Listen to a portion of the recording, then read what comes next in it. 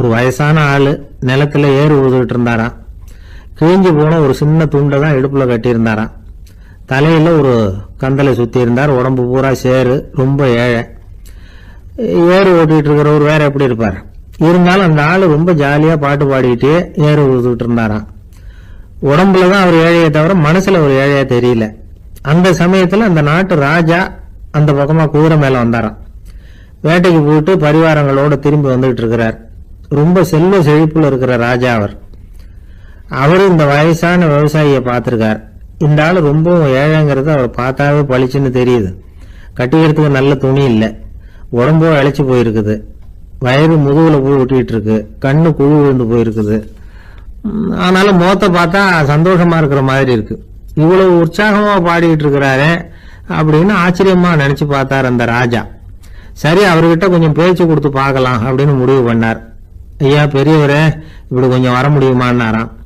பொழுது போறதுக்குள்ள நான் இந்த வயல் பூரா உழவு ஓட்டி ஆகணும், அதனால பேசுறதுக்கு நேரம் இல்லை அப்படின்னாராம் அந்த பெரியவர். என்ன அவ்வளவு அவசரமா? மீதி இருந்தா நாளைக்கு உழுதக்கூடாதா? அது சரி, உனக்கு எத்தனை ஏக்கர் நிலம் இருக்கு அப்படின்னு விசாரிச்சிருக்கார் ராஜா. எனக்குன்னு சொந்தமா உள்ளங்கை அளவு கூட நிலம் கிடையாது. இது எங்க முதலாளியோட நிலம். இதை பூராவும் உழுது முடிச்சாதான் அவர் கூலி கொடுப்பார். நான் கூலிக்கு உழுதுகிட்டு இருக்கிறேன். உங்ககிட்ட பேசிக்கிட்டு இருந்தா அவருக்கு துரோகம் பண்ணது மாதிரி ஆயிடும் அப்படின்னாராம். ராஜா குதிரையை விட்டு கீழே இறங்கினார். வரப்புல நடந்து அந்த பெரியவர்கிட்டயே போனாராம். சரி, ஒரு நாள் பூரா உழுதா உனக்கு எவ்வளவு கூலின்னு கேட்டிருக்கார். 8 அணா கூலி கிடைக்கும்னாராம் அவர். இது ரொம்ப காலத்துக்கு முன்னாடி நடந்த ஒரு சம்பவங்கிறதுனால அப்ப 8 அணா கூலிங்கிறது ரொம்ப பெருசு. இருந்தாலும் அதுவும் அந்த ராஜாவுக்கு பெரிய கூலியா தெரியல. இவ்வளவுதானா, இதை வச்சுக்கிட்டு நீ எப்படி காலம் தள்ளுற அப்படின்னாராம். ஒன்னும் கவலை இல்லை அப்படின்னாராம் அவரு. ராஜாவுக்கு ரொம்ப ஆச்சரியமா போச்சு. 8 அணா கூலி வாங்குற இந்த ஆளு கவலை இல்லாம இருக்கிறார், ஏராளமான வசதியோட இருக்கிறன்னா கவலை இல்லாம வாழ முடியலையே அப்படின்னு நினைச்சு பார்த்திருக்கார். அது சரி, 8 அணாவில் எப்படி குடும்பம் நடத்துற அப்படின்னு கேட்டாராம். எனக்கு கிடைக்கிற 8 அணாவில் 2 அணா குடும்பத்துக்கு செலவழிக்கிறேன், 2 அணா பழைய கடனுக்கு கொடுக்குறேன், 2 அணா தர்மம் செய்யறேன், 2 அணா வட்டிக்கு கொடுக்குறேன், ஒரு குறையும் இல்லைன்னாராம். ராஜாவுக்கு ஒன்றும் புரியல. எனக்கு ஒன்றும் புரியலேன்னு இருக்காரு. ஐயா, எனக்கும் என் மனைவிக்கும் 2 அணா செலவாகுது. வயசான அம்மா அப்பா இருக்கிறாங்க, சின்ன வயசுல என்னை காப்பாத்தினவங்க அவங்க. அந்த கடனுக்கு 2 அணா செலவாகுது, அது பழைய கடன். என் தங்கச்சி ஒருத்தி ஆதரவு இல்லாத நிலைமையில தன்னுடைய மகனோட என் வீட்டுல இருக்கிறா. அவளுக்கும் அவள் மகனுக்கும் 2 அணா செலவு பண்றேன், அது தர்மம். எனக்கு 2 பிள்ளைங்க இருக்கிறாங்க, அவங்களுக்கு 2 அணா செலவு பண்றேன், அது வட்டிக்கு கொடுக்கறது மாதிரி. பிற்காலத்துல அவங்க எங்களை காப்பாத்துவாங்க. அந்த வகையில நான் திருப்தியோட வாழ்ந்துகிட்டு இருக்கிறேன் அப்படின்னாராம். ராஜாவுக்கு அர்த்தம் புரிய ஆரம்பிச்சுதான். அந்த பெரிய நிலத்தை விலை கொடுத்து வாங்கி அந்த பெரியவருக்கே தானமா கொடுத்துட்டாராம். இப்போ ஊழவருக்கே நிலம் சொந்தமாயிட்டுது. அன்னையிலிருந்து அரசனுக்கும் ஆறுதல் கிடைச்சுதான். இப்படி ஒரு கதை சொல்லுவாங்க. 8 அணா வருமானத்தை வச்சுக்கிட்டு எப்படி காலத்தை தள்ளுறதுன்னு சொல்றதுக்காக இந்த கதையை சொல்றதாக யாரும் தப்பா நினைச்சுக்க கூடாது. கிடைக்கிறத எப்படி பங்கு போடுறார், எப்படி திருப்தியா வாழறார் அப்படிங்கிறது தான் முக்கியம். அது மாதிரி இன்றைக்கு இந்த பொங்கல் திருநாள்ல உழவர்கள் மனசு மகிழ்ச்சியா இருந்ததுன்னா அது எல்லாரும் மகிழ்ச்சியா இருக்கிறது மாதிரி அர்த்தம். அதனால அவர்கள்ட்ட இருந்து நாம பாடம் கத்துக்கணும். சில உழவர்கள் தங்கள் நிலத்துல விளையறத தாங்கள் சாப்பிட மாட்டாங்க, அடுத்தவங்கள்ட்ட வித்துட்டு சந்தையில போய் வேற அரிசி வாங்கிட்டு வந்துதான் இவங்க சாப்பிடுவாங்க. அப்படிப்பட்ட விவசாயிகள்லாம் இது உண்டு. பங்கிடுகிற பண்பை உழவர்கள்ட்ட இருந்து கற்றுக்கொள்ளுங்கள் அப்படிம்பாங்க. ஒரு ஆள் நிம்மதியா மகிழ்ச்சியா இருந்தானா, உங்க நிம்மதிக்கும் மகிழ்ச்சிக்கும் என்ன காரணம்னு கேட்டிருக்காரு இன்னொருத்தர். என்கிட்ட இருந்தது பூராவையும் என் பிள்ளைங்களுக்கு சமமா பங்கு போட்டு கொடுத்துட்டேன், எனக்குன்னு எதுவுமே வச்சுக்கல, அதுதான் நிம்மதிக்கு காரணம்னு இருக்கான். உங்ககிட்ட இருந்தது எவ்வளவு இருந்தது அப்படின்னு கேட்டிருக்காரு அவரு. மொத்தமா ஒரு 50,000 ரூபாய் இருக்கும் அப்படின்னு இருக்கான்.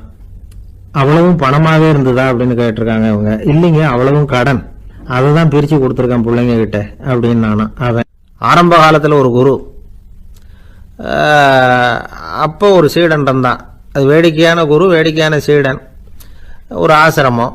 ஒரு நாள் ஒருத்தன் அவசரமா அந்த குருவை தேடி வந்திருக்கிறான். என்ன விஷயம்னு விசாரிச்சார் குரு. உங்க சீடர் என்னை அடிச்சுட்டார் அப்படின்னு புகார் பண்ணானா அந்த ஆள். குரு சீடனை கூப்பிட்டார். அடிச்சியா இந்த ஆளை அப்படின்னு கேட்டாராம். ஆமான் இருக்கான் சீடன். ஏன் அடிச்சே அப்படின்னு கேட்டாராம். இந்த ஆள் உங்களை பத்தி மட்டமா பேசிவிட்டான், என்னால் அதை தாங்கிக்க முடியல, அதனால தான் அடிச்சுட்டேன்றான். அப்படி என்ன பேசினா அப்படின்னு கேட்டாராம். உன்னுடைய குருநாதர் இப்பெல்லாம் அர்த்தமில்லாமல் பேச ஆரம்பிச்சுட்டார் அப்படின்னு சொல்லிவிட்டான், அதனால தான் அடிச்சுட்டேன் அப்படின்னு நானாம். அதுக்காக அடிச்சே அப்படின்னாராம். நான் அதுக்காக அடிக்கல குருவே, இப்பெல்லாம் நீங்கள் அர்த்தம் இல்லாமல் பேசுறதாக அவன் சொல்கிறான் அப்படின்னா இதுவரைக்கும் நீங்கள் அர்த்தத்தோடு பேசினதாகத்தானே அர்த்தம், அது தப்பு தானே, அதனால தான் அடித்தேன் அப்படின்னு நானாம். ஒரு பெரியவர் உட்கார்ந்துருக்கிறார், அவரை சுற்றி அவருடைய தோழர்கள் உட்கார்ந்துருக்கிறாங்க. ஏதோ ஒரு முக்கியமான செய்தியை அவர் அவங்களுக்கு சொல்லிகிட்டு இருக்கிறார். அவங்களும் ஆர்வமாக கேட்டுக்கிட்டு இருக்கிறாங்க. இந்த சமயத்தில் யாரோ ஒரு ஆள் வேகமாக அங்கே வர்றார். வர்ற வேகத்திலேயே எனக்கு ஏதாவது உதவி செய்யுங்க அப்படின்னு கேட்டுக்கிட்டே வர்றார். கேட்கறது உதவி, ஆனால் குரல் மிரட்டுறது மாதிரி இருக்கு, அதட்டி கேட்கறது மாதிரி இருக்கு. இதை கேட்டது அந்த பெரியவர் ஆத்திரப்படலை, ஆனால் அவரை சுற்றி இருந்தவங்க ஆத்திரப்பட்டாங்க. இதை பெரியவர் கவனிச்சார். கொஞ்சம் அமைதியாக இருங்கன்னார். வந்தவரை கூப்பிட்டார், அவருக்கு சில பொருள்களை கொடுத்தார். என்னங்க இப்போ உங்களுக்கு மகிழ்ச்சி தானே அப்படின்னார். அப்படின்னு அலட்சியமா அவர் சொல்றார். நான் உங்களை நல்ல முறையில் நடத்தினேன்னா அப்படின்னு கேட்குறாரு அவர் மறுபடியும். அதெல்லாம் ஒன்றும் இல்லை அப்படின்னு சொல்லி அவர் சொல்லிட்டு இருக்கிறாரு. குரலில் கடுமை குறையில. சுற்றி இருந்தவங்களால இதை பொறுத்துக்க முடியல. கோபத்தோடு அவரை நோக்கி நெருங்க ஆரம்பிச்சாங்க. பெரியவர் அவங்களையெல்லாம் தடுத்து நிறுத்தினார். வந்தவரை வாங்க என்னோட அப்படின்னு சொல்லி அழைச்சிட்டு போனார். வீட்டுக்கு போனார். அங்கே போனதும் இன்னும் சில பொருள்களை எடுத்து அவர்கிட்ட கொடுத்தார். இப்போ திருப்தி தானே, நான் உங்ககிட்ட நல்ல முறையில் நடந்துக்கிட்டேனா அப்படின்னார். அவர் முகம் இப்போதான் கொஞ்சம் மலர்ந்தது. ரொம்ப நன்றி, இறைவன் உங்கள் குடும்பத்துக்கு எல்லா நன்மைகளையும் செய்வான் அப்படின்னு சொன்னார். இதே வார்த்தைகளை என்னுடைய தோழர்கள்கிட்டே சொல்லிட்டீங்கன்னா அவங்க கோபம் தணிஞ்சிரும், வர முடியுமான்னார். கண்டிப்பாக வர்றேன் அப்படின்னாரு. மறுநாள் காலையில் அந்த இடத்துக்கு வந்தார். அதே மாதிரி சொல்லிவிட்டு அவர் போயிட்டார். தோழர்கள்லாம் ரொம்ப வியப்போடு பெரியவரை பார்த்தாங்க. அந்த பெரியவர் தான் நபிகள் நாயகம். அவர் சொன்னார், ஒருத்தன் ரொம்ப ஆசையாக ஒரு ஒட்டகத்தை வளர்த்துக்கிட்டு வந்தான். ஒரு நாள் அந்த ஒட்டகம் கயத்தை அறுத்துக்கிட்டு ஓடி போயிட்டுது. அக்கம் பக்கத்தில் இருக்கிறவங்கெல்லாம் அந்த ஒட்டகத்தை பிடிக்கிறதுக்கு முயற்சி பண்ணாங்க. அதை துரத்திக்கிட்டு ஓடினாங்க. ஒட்டகம் தாறுமாறாக ஓட ஆரம்பிச்சுது. இந்த சமயத்தில் ஒட்டகத்தை வளர்த்தவன் அங்கே ஓடி வந்தான். நீங்கள் அதை ஒன்றும் செய்ய வேணாம், விட்டுருங்க, அதோட சுபாவம் எனக்கு நல்லா தெரியும், அதை சுலபமாக என்னோட வழிக்கு கொண்டுட்டு வந்துட முடியும், நான் பார்த்துக்கிறேன், விட்டுருங்க அப்படின்னா. எல்லாரும் விலகி போயிட்டாங்க. இவன் என்ன செஞ்சான் தெரியுமா? கொஞ்சம் புல்லை கையில் எடுத்துக்கிட்டு அந்த ஒட்டகத்தை நெருங்கினான், அவ்வளவுதான். அது ஓடி இவன் காலடியில் உட்காந்துக்கிட்டது. செல்லமாக அதை அப்படியே தடவி கொடுத்தான், முதுகில் ஏறி உட்காந்துக்கிட்டான். அது பாட்டுக்கு சாதுவாக நடந்து போகுது. இந்த கதையை நபிகள் நாயகம் தம்முடைய தோழர்களுக்கு சொல்றார். ஒட்டகத்தை மட்டும் இல்லை, சில மனிதர்களையும் கூட சில விதத்தில் அணுகிதான் அவர்களை சீர்திருத்த வேண்டியிருக்குது அப்படிங்கிறத அவங்களுக்கு உணர்த்தினார். இது ஒரு அழகான உளவியல் அணுகுமுறை. சில குடும்ப தலைவர்கள் கூட இந்த ஒட்டகம் மாதிரி நடந்துகிறது உண்டு, அப்புறம் அடங்கி போகிறதும் உண்டு. ஒரு குடும்ப தலைவர் காலையில் எழுந்திரிச்சதுலேருந்து சத்தம் போட்டு கத்திக்கிட்டு இருப்பார். பக்கத்தில் இருந்தவங்கலாம் ஓடி போய் சமாதானம் பண்ணி பார்த்தாங்க. அவர் ஓயறது மாதிரி தெரியல. கடைசியில் அவர் மனைவி வந்தாங்க. நீங்கள் எல்லாம் விலகி போயிடுங்க, அவர் சுபாவம் எனக்கு தெரியும், நான் பார்த்துக்கிறேன் அப்படின்னாங்க. சரின்னு எல்லாரும் போயிட்டாங்க. சாயந்தரமாக பார்க்குறாங்க, அவர் சத்தம் இல்லாமல் ஒரு மூலையில் உட்காந்துருக்கிறார், ரொம்ப சாதுவா. ஆச்சரியமாக இருந்தது. என்னம்மா பண்ணீங்கன்னு கேட்டாங்க. அது ஒன்றும் இல்லைங்க, ஒரு வேளை சாப்பாட்டை நிறுத்தினேன், பட்னி போட்டேன், அவ்வளவுதான் அப்படின்னாங்க அந்த அம்மா. ஒரு தந்தை தன்னோட பிள்ளைய ரொம்ப தைரியசாலியாக வளர்க்கணும்னு ஆசைப்பட்டார். அதுக்காக அவனை கூப்பிட்டு உட்கார வச்சு இப்படி உபதேசம் பண்ணார். இதை பாருப்பா, நான் உன்னாட்டம் இருக்கிறப்போலாம் எதுக்கும் பயப்பட மாட்டேன், ரொம்ப துணிச்சலாக இருப்பேன். ஒரு நாள் ஒரு அப்பாவி எலிய ஒரு பூனை துரத்திட்டு ஓடிச்சு. நான் உடனே என்ன செஞ்சேன் தெரியுமா? அந்த பூனையை பிடிச்சேன், அது வாலில் ஒரு பட்டாசு சரத்தை கட்டினேன், கொளுத்தி விட்டேன், படபடன்னு வெடிக்க ஆரம்பிச்சுட்டுது. அது துள்ளிக்கிட்டு அங்கேயும் இங்கேயும் ஓடி இருக்கு பாரு ஓட்டம், ரொம்ப தமாஷு அப்படின்னார் அப்பா. இப்படி சொல்லிவிட்டு பையனை பார்த்து, இதை கேட்கறதுக்கு உனக்கும் துணிச்சல் வருதா, நான் என்னுடைய செயலை நீ கேட்குறப்போ உனக்கு துணிச்சல் வருதா அப்படின்னு கேட்டார். வருதுன்னா பையன். எப்படின்னா அப்படிங்கிற விவரத்தையும் சொன்னான் அவன். அதாவது எலியை விரட்டினத்துக்காக பூனை வாலில் பட்டாசு கொளுத்துனீங்க நீங்கள், பூனையை விரட்டினத்துக்காக உங்கள் கழுத்தில் பட்டாசு சரத்தை மாட்டினா என்னன்னு தோணுது எனக்கு அப்படின்னா பையன். பையனோட துணிச்சல் அப்பாவே நடுங்க வச்சுட்டுது. அது சரி, ஒரு அப்பா பிள்ளைக்கு இப்படியா உபதேசம் பண்ணுறது? எல்லாருக்கிட்டையும் அன்பா பழகிறது எப்படி அப்படின்னு சொல்லி கொடுக்கணும். பிஞ்சு உள்ளங்கள்ல நஞ்ச தூவலாமா? ஒரு நாள் விநாயகர் ஒரு பூனையோட விளையாடிக்கிட்டு இருந்தாராம். அப்படி ஆசையாக விளையாடிக்கிட்டு இருந்தப்ப அவரோட கை நகம் தவறுதெல்லாம் பூனையோட முகத்தில் பட்டுட்டு தான். அது ஒரு சின்ன கீறலை உண்டாகி விட்டுது. அப்போ அவர் அதை ஒரு பெருசாக நினைக்கல. கொஞ்ச நேரத்துக்கு அப்புறம் விநாயகர் வீட்டுக்கு வந்தார். அவங்க அம்மா பார்வதி தேவியை பார்த்தார். பார்வதி தேவி கன்னத்தில் விரலால் கீறினது மாதிரி ஒரு அடையாளம் இருந்தது. விநாயகருக்கு அதிர்ச்சி, ஆச்சரியம். நம்ம அம்மா இந்த உலகத்துக்கே தாயார். அப்பேற்பட்ட அவங்க முகத்திலேயே கீறலை உண்டாக்கக்கூடியவங்க யாரா இருக்க முடியும் அப்படின்னு யோசனை பண்ணார். தாயே, உன்னுடைய கன்னத்தில் இந்த வடு எப்படிம்மா ஏற்பட்டதுன்னு கேட்டார். குழந்தாய், இது நீ செஞ்ச காரியம்தான்ப்பா. உன்னுடைய கை நகம் கீறினதுனால ஏற்பட்ட வடு தான் இது அப்படின்னாங்க அவங்க. விநாயகர் திடுக்கிட்டு போட்டார். எப்படிம்மா அது? நான் எந்த காலத்துலேயும் ஒன்று அப்படி கீறினதாக எனக்கு நினைவு இல்லையே அப்படின்னார். இன்னைக்கு காலையில் ஒரு பூனையை கீறினதை நீ மறந்துட்டியா அப்படின்னாங்க அந்த அம்மா. விநாயகர் திகைச்சு போய் நின்னார். பார்வதி தேவி சொன்னாங்க, இதை பாருப்பா, இந்த உலகத்தில் இருக்கக்கூடிய எல்லா உயிர்கள்லேயும் நான் இருக்கிறேன். நான் தான் இந்த உலகமாக ஆகியிருக்கிறேன். ஆகையினால நீ யாரை துன்புறுத்தினாலும் அது உண்மையிலேயே என்ன துன்புறுத்தினதாக தான் வந்து முடியும் அப்படின்னாங்க. விநாயகர் மனசுக்குள்ள ஒரு வெளிச்சம் ஏற்பட்டு தான். அதுக்கப்புறம் அவர் யாரையுமே கல்யாணம் பண்ணிக்காததுக்கு அதுதான் காரணமா. இந்த உலகத்தில் எல்லாரையும், இங்கே இருக்கிற எல்லாத்தையும் தாயின் வடிவமாக அவர் பார்க்க ஆரம்பிச்சிட்டாராம். குருதேவர் ராமகிருஷ்ணர் இந்த கதையை எடுத்து சொல்லியிருக்கிறார். நபிகள் நாயகம் ஒரு தடவை ஒரு நாற்காலியில் உட்காந்து என்னமோ யோசனை பண்ணிட்டு இருந்திருக்கிறார். அப்போ அவரோட உடையில ஒரு கீழ்ப்பகுதி தரையில் படிஞ்சு கிடந்திருக்குது. அங்கே விளையாடிக்கிட்டு இருந்த ஒரு பூனை அது மேலே வந்து படுத்து தூங்கி போச்சு. தொழுகை செய்ய வேண்டிய நேரம் வந்துட்டது. நபிகள் நாயகம் எழுந்திருக்க பார்த்தார். அப்போ தான் பூனை தன்னோட உடை மேலே படுத்து தூங்கிட்டு இருக்கிறது கண்ணில் படுது. பூனையோட தூக்கத்தை கலைக்க விரும்பல அவர். தன்னுடைய சகோதரியை கூப்பிட்டார். ஒரு கத்திரிக்கோள் எடுத்துகிட்டு வர சொன்னார். பூனை படுத்திருந்த உடைப்பகுதி மட்டும் இருக்குல்ல, அதை மட்டும் அதோட கத்திரிச்சு விட்டுட்டு அதுக்கப்புறம் அவர் எழுந்திரிச்சு தொழுகைக்கு போனாராம். அதாவது பிற உயிர்கள்கிட்ட எப்படி அன்பு காட்டணுங்கிறத பெரியவங்க எவ்வளவோ விதத்தில் நமக்கு எடுத்து காட்டியிருக்கிறாங்க. இருந்தாலும் எத்தனை பேர் மனசில் அதெல்லாம் உரைச்சிருக்குது? நாமளும் நம்ம ட்ரெஸ்ஸு மேலே ஒரு பூனை படுத்திருந்தா ஒரு கத்திரிக்கோலை தான் தேடுவோம், எடுத்துக்கிட்டு வர சொல்லுவோம். துணியை வெட்டுறதுக்கு பதிலாக இல்லை அதோட வாழை வெட்டினா என்ன அப்படின்னு தோணும். ஒரு ஆள் ரொம்ப பிரியமாக ஒரு பூனையை ஆற்றுல குளிப்பாட்டிக்கிட்டு இருந்தானா. எப்படி? அந்த பூனையை ஆற்று தண்ணியில் அமுக்கி அமுக்கி குளிப்பாட்டிக்கிட்டு இருக்கிறான். அந்த வழியாக போன பெரியவர் ஒருத்தர் இதை பார்த்தார். இதை பாருப்பா, பூனையை அது மாதிரி ஆற்று தண்ணியில் அமுக்கி குளிப்பாட்டாத, மூச்சு திணறி செத்து போடும் அப்படின்னு அட்வைஸ் பண்ணார். நீ போய் அவன் வேலையை பார்த்துக்கிட்டு, எனக்கு எல்லாம் தெரியும்னா இவன். சரின்னு அவர் போயிட்டார். கொஞ்ச நேரம் கழித்து அவரே அந்த வழியாக திரும்பி வந்துக்கிட்டு இருந்தார். ஆற்றுல பூனையை குளிப்பாட்டிக்கிட்டு இருந்தவன் அழுதுகிட்டு உட்காந்துருக்கிறான். பக்கத்தில் அந்த பூனை செத்து கிடக்குது. இதை பார்த்தார் பெரியவர். நான் தான் அப்போவே சொன்னேனே அந்த பூனையை ஆற்றுல நினைக்காதேன்னு, அதை கேட்டிருந்தா அப்படி ஆயிருக்குமா அப்படின்னார்.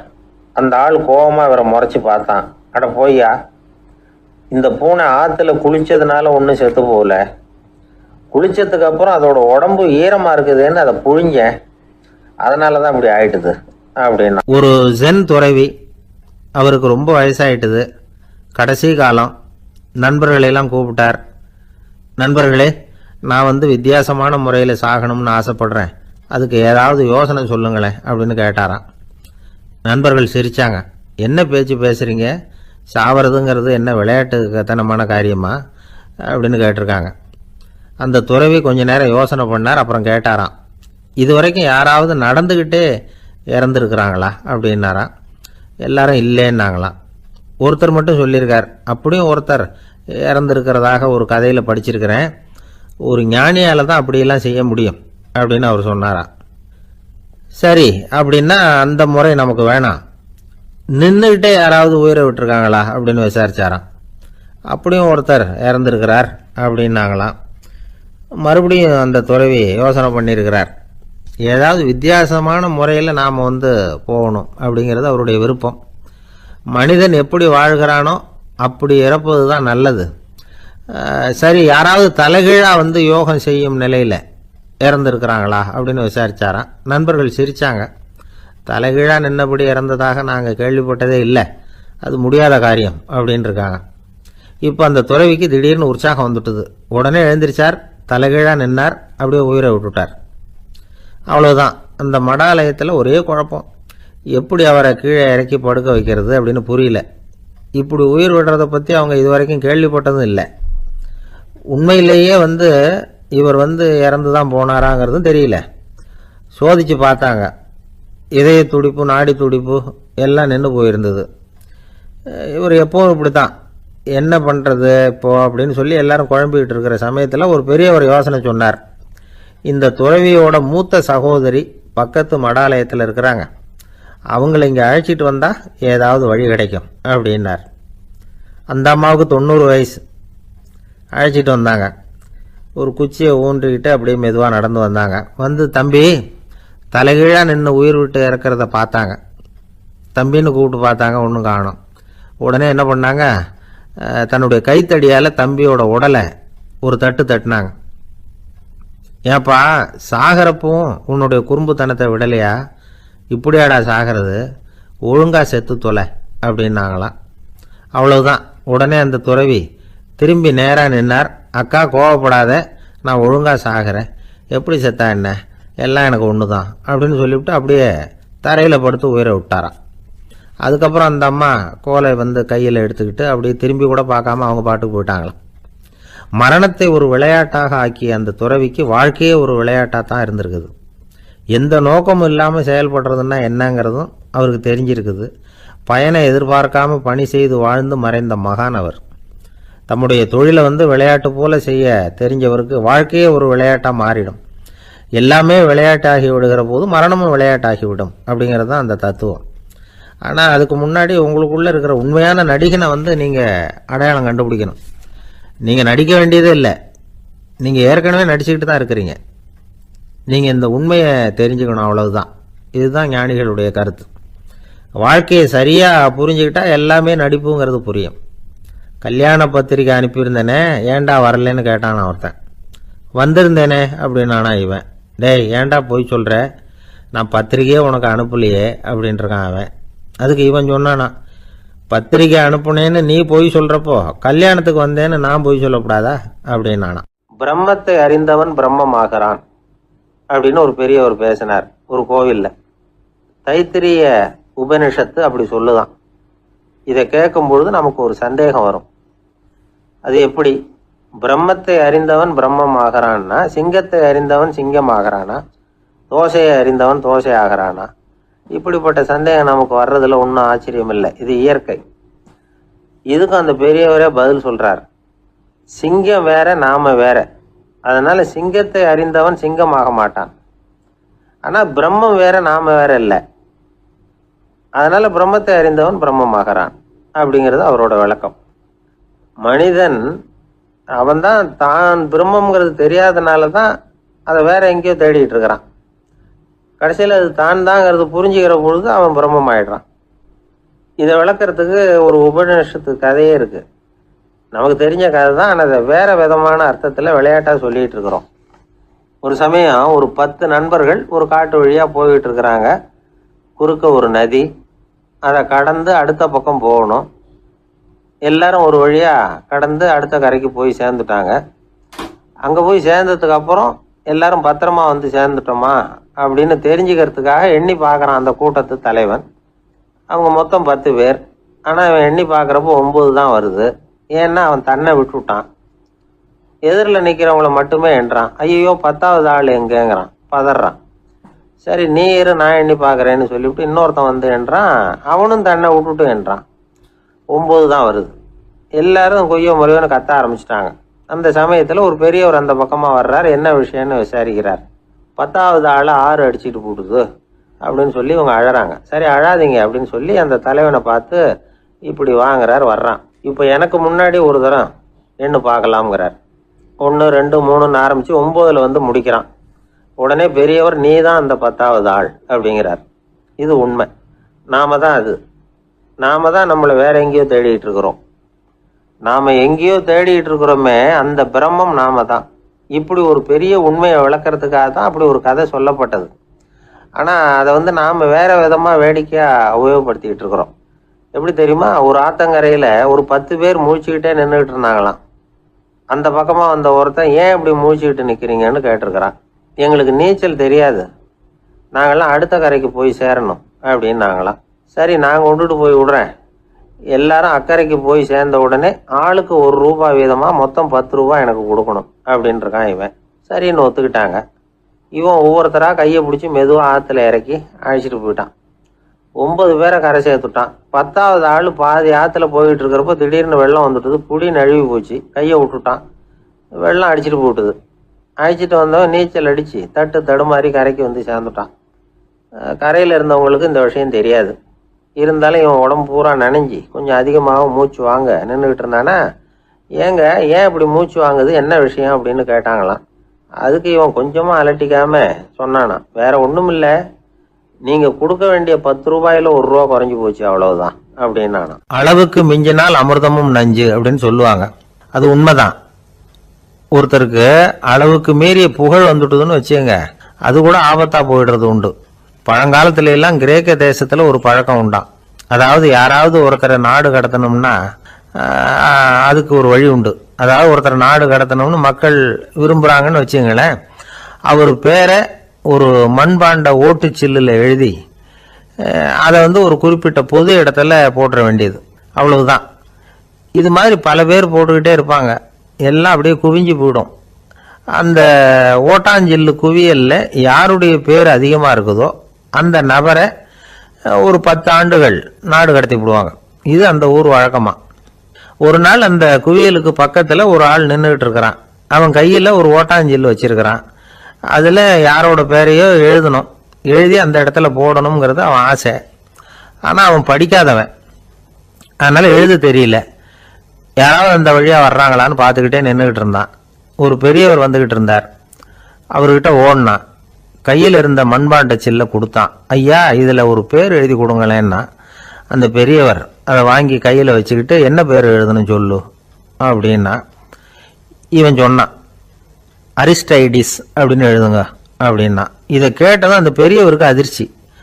ஏன்னா அவர் தான் அரிஸ்டைடிஸ், தத்துவ மேதை அரிஸ்டைடிஸ் அவர். இருந்தாலும் நான் தான் அதுங்கிறத காட்டிக்காம அந்த ஆளுகிட்ட கேட்டார். அது சரிப்பா, அரிஸ்டைடிஸ்ங்கிற பேரை எழுத சொல்ற, அவர் உனக்கு என்ன கெடுதல் பண்ணார், அவர் பேரை இதில் எழுத சொல்றிய அப்படின்னு கேட்டிருக்கார். அதுக்கு இவன் சொன்னானா, அவர் எனக்கு எந்த கெடுதலும் பண்ணல, அவரை நான் பார்த்தது கூட இல்லை அப்படின்னு இருக்கான். அப்புறம் எதுக்காக அவரை நாடு கடத்தணும்னு நீ ஆசைப்படுற அப்படின்னு கேட்டிருக்கார். இப்போ அந்த ஆள் சொல்றான், அரிஸ்டைடஸை பற்றி எல்லாரும் பேசுறாங்க, அவர் ரொம்ப நல்லவர், அவர் ஒரு பெரிய அறிவாளிங்கிறாங்க, அவர் ஒரு பெரிய வள்ளல், பேரறிஞர், இப்படி எல்லாரும் சொல்றதை கேட்டு கேட்டு எனக்கு ரொம்ப அழுத்து போயிட்டுது, அதனால தான் வெறுப்பாயிட்டேன் அப்படின்னு நானும். இதுலேருந்து என்ன தெரியுது, நாம நல்லவனா இருக்கிறதுல ஒன்றும் இடைஞ்சல் இல்லை.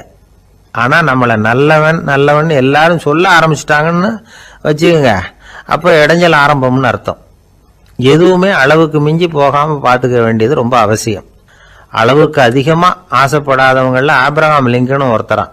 அவர் ஒரு தடவை தன்னுடைய நண்பர்கள்கிட்ட பேசிக்கிட்டு இருந்தாராம். ஒருத்தர் கேட்டிருக்கார், ஒரு மனுஷனுக்கு கால்கள் எவ்வளவு உயரம் இருக்கணும் அப்படின்னு கேட்டாராம்.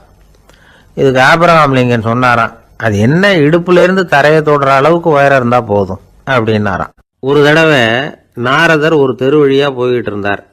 வழியில ஒருத்தர் வேத சாஸ்திரம்லாம் படிச்சுக்கிட்டு உட்காந்துருந்தார். அவர் நாரதரை பார்த்து, எங்க போயிட்டு இருக்கிறீங்கன்னு கேட்டார். கடவுளை பார்த்துட்டு வரலாம்னு போயிட்டு இருக்கிறேன் அப்படின்னாரு நாரதர். அப்படின்னா அவர்கிட்ட, எனக்கு எப்போ முக்தி கிடைக்கும்னு கேட்டுட்டு வாங்களேன் அப்படின்னார் இவர். சரி, கேட்டு வரேன் அப்படின்னு சொல்லிவிட்டு நாரதர் நடந்தார். கொஞ்ச தூரத்தில் ஒரு மரத்தடியில் ஒரு தொழிலாளி செருப்பு தைச்சிக்கிட்டு உட்காந்துருந்தார். அந்த ஆளும் அதே மாதிரி கேட்டுக்கிட்டார், எனக்கு எப்போ முக்தி கிடைக்கும்னு கடவுள்கிட்ட கேட்டுக்கிட்டு வாங்களேன்னார். அவர்கிட்டையும் சரின்னு சொல்லிவிட்டு நாரதர் நேராக வைகுண்டத்துக்கு சேர்ந்தார். கடவுளை பார்த்தார். இவங்க 2 பேரும் சொல்லி அனுப்பின விஷயத்தை பற்றி கேட்டார். அதுக்கு கடவுள் சொன்னார், அந்த செருப்பு தைக்கிற தொழிலாளி உடல் நீத்ததும் உடனே என்னை அடைவான்.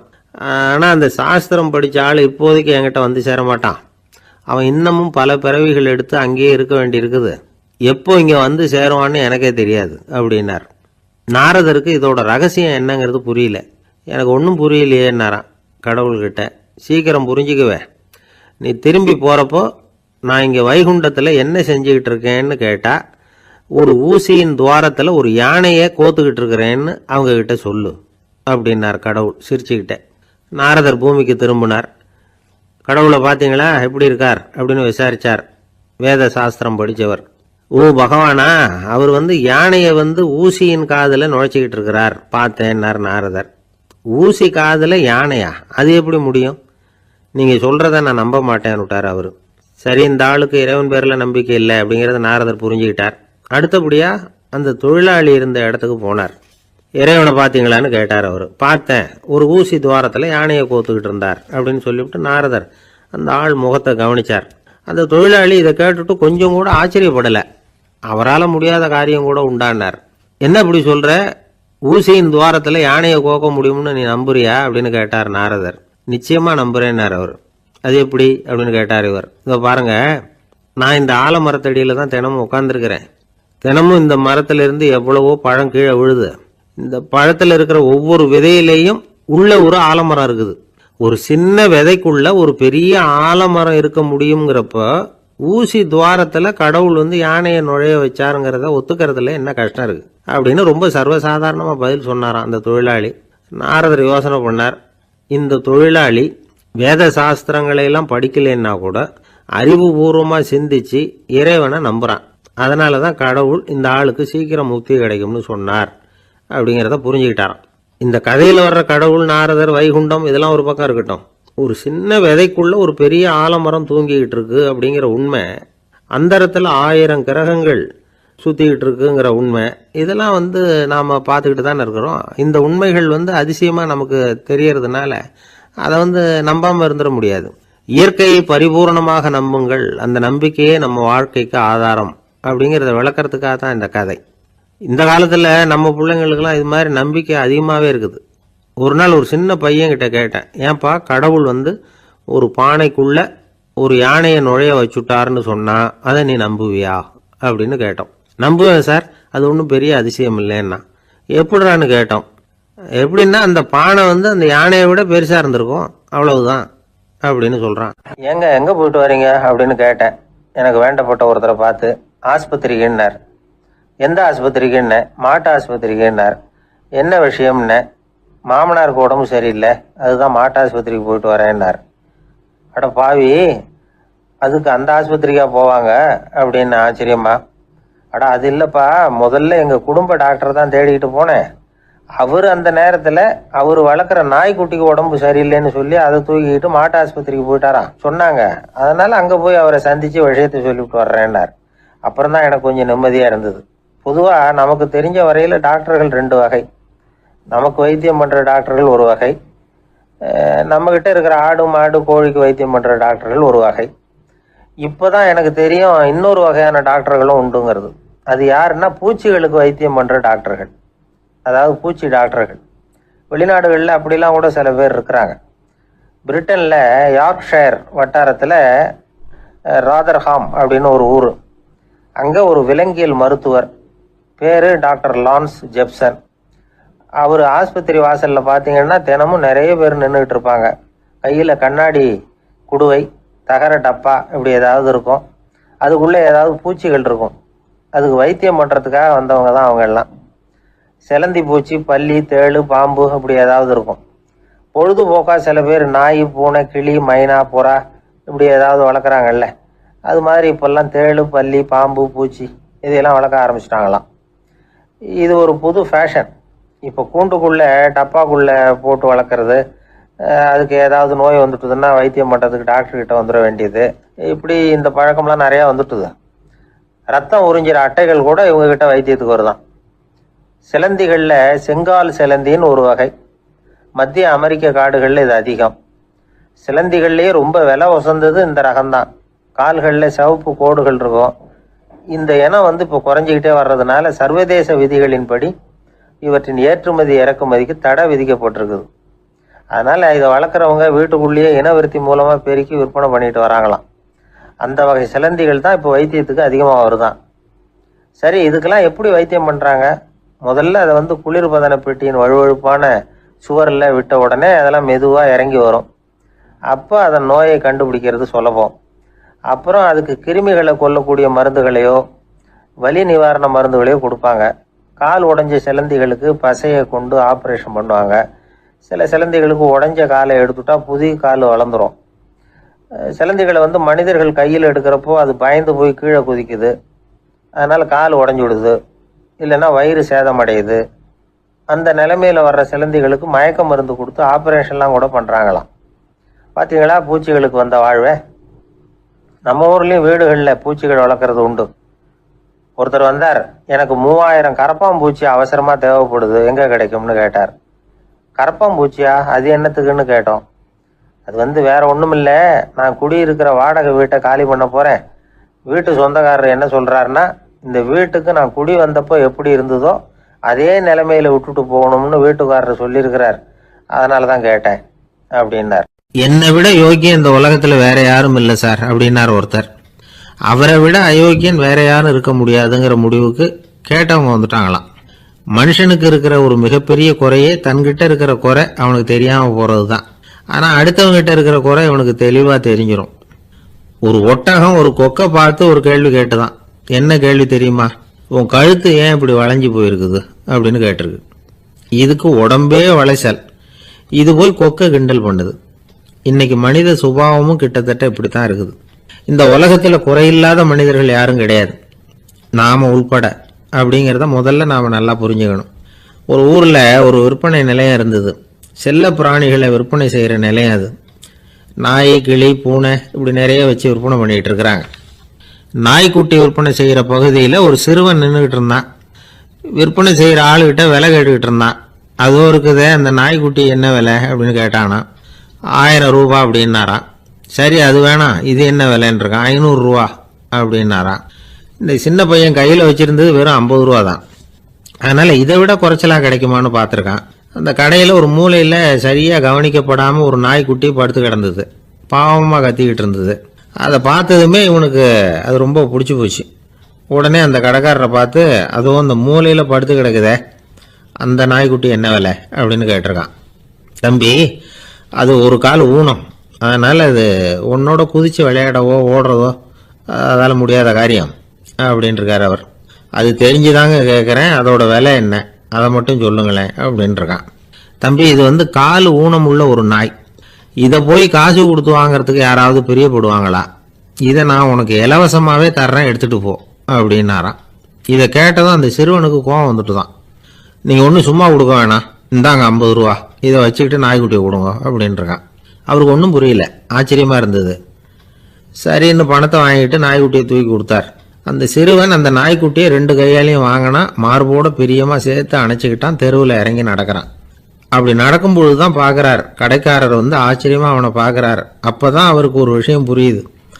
அந்த சிறுவன் தெருவில் நாய்க்குட்டியை மார்போடு அணைச்சிக்கிட்டு விந்தி விந்தி நடந்து போய்கிட்டு இருக்கிறான். ஆமாம், அவனுக்கும் ஒரு கால் ஊனம்.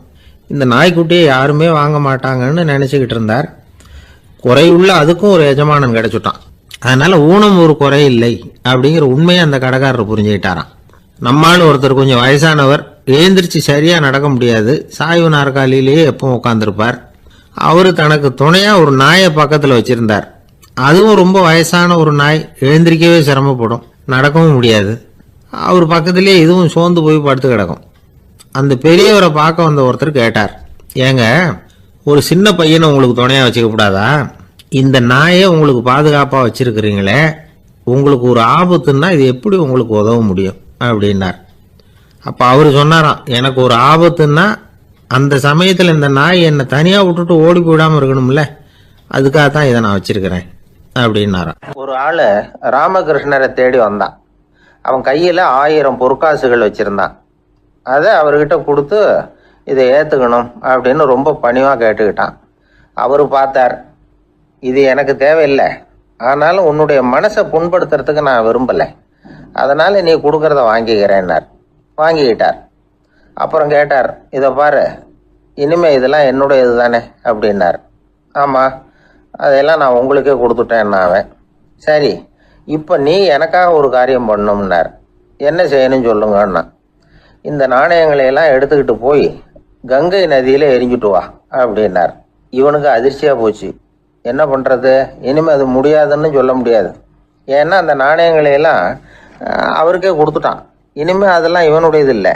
பேசாமல் அவ்வளவே அள்ளிக்கிட்டு ஆத்தங்கரைக்கு போனவன் ரொம்ப நேரம் திரும்பியே வரல. ராமகிருஷ்ணருக்கு சந்தேகம், என்ன ஆச்சு அந்த மனுஷனுக்கு, காசுகளோடு அந்த கங்கையில் குதிச்சுட்டானா, போகும்பொழுதே ஒரு மாதிரியாக தான் போனான், போய் என்னன்னு பார்த்துட்டு வாங்க அப்படின்னார். அங்கே இருந்த ஒருத்தர் ஓடி போய் பார்த்தார். அவர் போய் பார்க்கும் பொழுது அவன் அங்கேயே இருந்தான். அதுக்கப்புறம் அவர் திரும்பி வந்தார், வந்து விவரத்தை சொன்னார். அதாவது அவன் கங்கை கரையில் உட்காந்துக்கிட்டு ஒவ்வொரு நாணயமாக 1 2ன்னு எண்ணி எண்ணி வீசிக்கிட்டு இருக்கிறான். அவனை சுற்றி ஒரு கும்பல் நின்றுக்கிட்டு அவனை தடுத்துக்கிட்டு இருக்குது அப்படின்னு விவரத்தை சொன்னார் போயிட்டு வந்தவர்.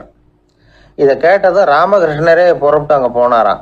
என்ன இப்படி பண்ணிகிட்டு இருக்கிற, நான் உன்னை அந்த நாணயங்களை கங்கையில் வீசி எறிய சொன்னேன், நீ ஏன் அதை எண்ணிக்கிட்டு இருக்கிற அப்படின்னார். பழக்கம்தான் காரணம், நான் ஒவ்வொரு நாளும் ஒவ்வொன்றா சேமித்து வச்சேன். இன்றைக்கி என்கிட்ட நிறைய இருக்குது, உங்களுக்கு ஒரு 1000 நாணயங்களை கொடுக்கணுங்கிறது என்னோட ஆசை அப்படின்னா. இப்போ ராமகிருஷ்ணர் சொன்னார், ஒரே நேரத்தில் எல்லாத்தையும் சம்பாதிச்சிருந்தா நீ எண்ணுறது பொருத்தமாக இருக்கும். எல்லாத்தையும் இழக்கும்போது ஒவ்வொன்றா எண்ணிக்கிட்டு இழக்கிறதுங்கிறது சரியான செயல் இல்லை. அதனால் ஒரே தடவையாக எல்லாத்தையும் தூக்கி எறிஞ்சிடும் அப்படின்னார். இது இழப்பது அப்படிங்கிற ஒரு உயர்ந்த நிலை. இதை நாம் யதார்த்த வாழ்க்கையில் சம்மந்தப்படுத்தி பார்த்து குழப்பிக்கிட்டு இருக்கக்கூடாது. இழக்கிறேன்னு சொல்லிக்கிட்டு இருக்கிற காசையெல்லாம் ஆற்றுலையும் குளத்துலையும் கொண்டு போய் எரிஞ்சிட்டு வாங்க அப்படின்னு உபதேசம் பண்ணுறதாக யாரும் நினச்சிடக்கூடாது. இதில் நாம் புரிஞ்சிக்க வேண்டியது என்னென்னா, எதையாவது ஒன்றை இன்னொருத்தருக்கு கொடுக்கணும் அப்படின்னு விருப்பப்பட்டால் அதை மனப்பூர்வமாக கொடுத்துட்டு அதையே நினச்சிக்கிட்டு இருக்கக்கூடாது. நம்மால் ஒருத்தர் ஒரு 100 ரூபா நோட்டை தன்னுடைய நண்பர் ஒருத்தர்கிட்ட கொடுத்து, இது உனக்கு தான் வச்சுக்கோ அப்படின்னார். அவர் பார்த்தார், இது இனிமேல் எனக்கு தானே சொந்தம் அப்படின்னார். ஆமான்னார் அவர். அப்படின்னா எனக்காக நீ ஒரு உதவி செய்யணும்னார். சொல்லுங்க செய்கிறேன்னார் அவர். இந்த 100 ரூபா நோட்டை தீ வச்சு கொளுத்தி விடுனார். இவர் அதிர்ச்சியாகி அவரை பார்த்தார்.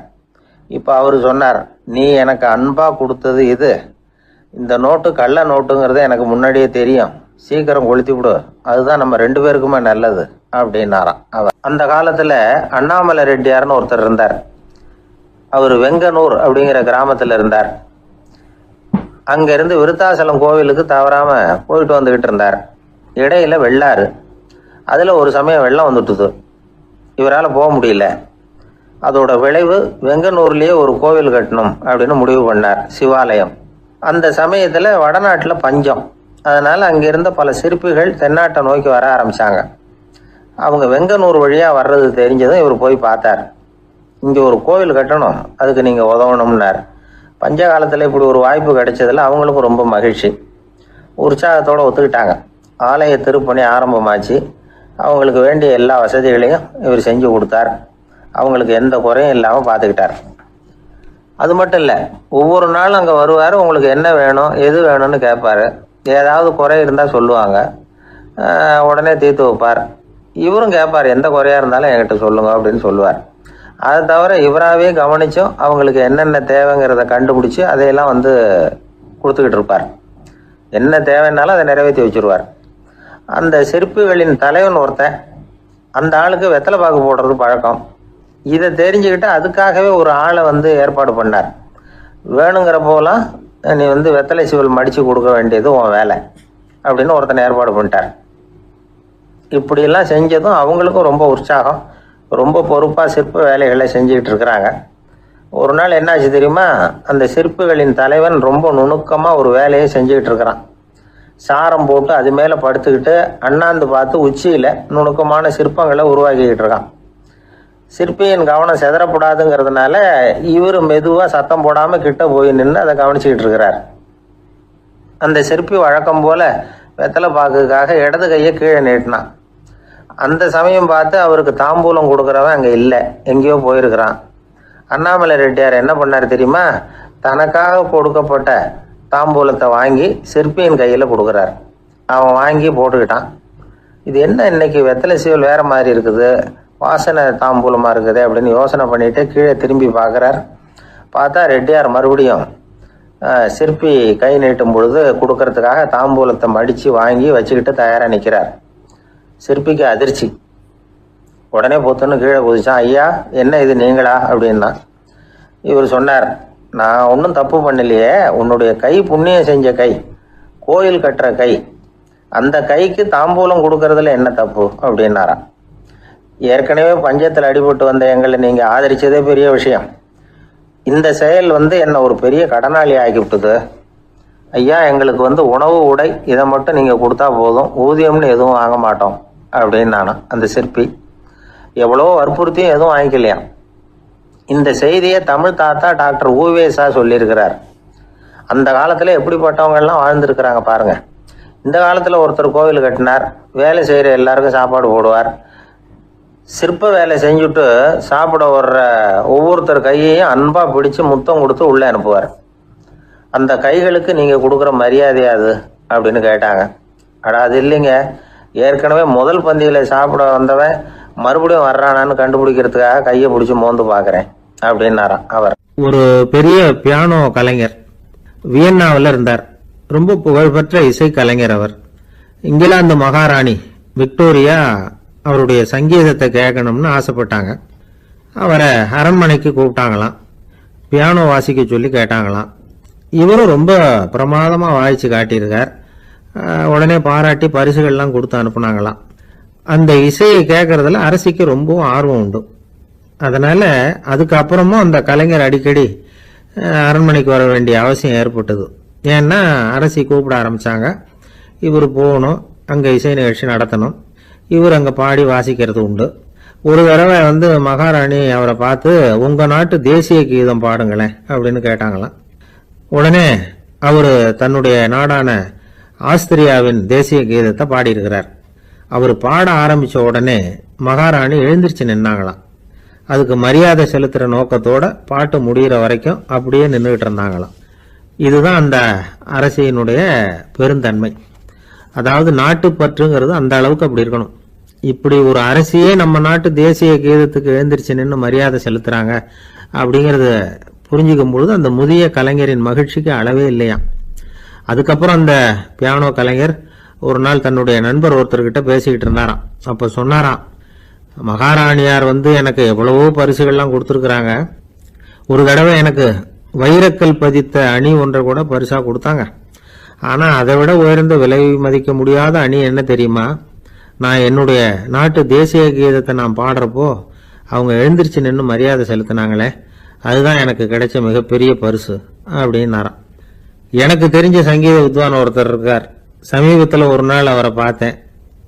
எப்படி போயிட்டு இருக்கு உங்க தொழில் அப்படின்னு கேட்டேன். ரொம்பவும் வித்தியாசமாக போயிட்டு இருக்குங்க அப்படின்னார். என்ன சொல்றீங்க அப்படின்னு. முன்னாடியெல்லாம் நான் பாடினா எதிரில் இருக்கிறவங்க தான் எழுந்திரிச்சு போயிட்டு இருந்தாங்க. இப்போ எப்படின்னா நான் பாட ஆரம்பிச்சுட்டா உடனே பக்கவாத்தியக்காரனே எழுந்திரிச்சு போயிடுறான் அப்படின்னார் ரொம்ப வேதனையோட. உழைப்பும் நேர்மையும் உயர்வதற்கு வழிகள். அதை விட்டுட்டு உட்கார்ந்த இடத்துல இருந்துகிட்டே உயர போகணும் அப்படின்னு ஆசை கற்பனை பண்றாங்க. அந்த கற்பனையிலேயே பாதி வாழ்க்கை ஓடி போடுது. உழைப்புங்கிற வழியையும் நேர்மைங்கிற வழியையும் ஒதுக்கி விட்டு குறுக்கு வழியில ஓட நினைக்கிறவங்க குப்புற விழுந்துடுறாங்க. எந்த தொழிலை நாம செய்தாலும் சரி, அந்த தொழிலுக்குரிய பெருமையை நாம புரிஞ்சுக்கிட்டு அதுல ஈடுபடணும். அப்படி இல்லாம என்ன சார் பொழப்புது, இந்த தொழிலை மனுஷன் செய்வானா அப்படி புலம்பிக்கிட்டு இந்த தொழிலையே செஞ்சுக்கிட்டு இருக்கிறவங்க நம்மள பல பேர் உண்டு. செய்யும் தொழிலே தெய்வம் அப்படின்னு சொல்றாங்கல்ல, அப்படி சொல்றது எதுக்காக? அந்த அளவுக்கு அதுல ஒரு ஈடுபாடு வேணுங்கிறதுக்காகத்தான்.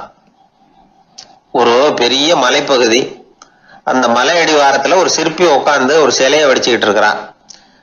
கையில ஒரு சின்ன உளிய வச்சுக்கிட்டு ஒரு பெரிய கருங்கல் பாறையை கொஞ்சம் கொஞ்சமா உடைச்சுக்கிட்டு இருக்கான்.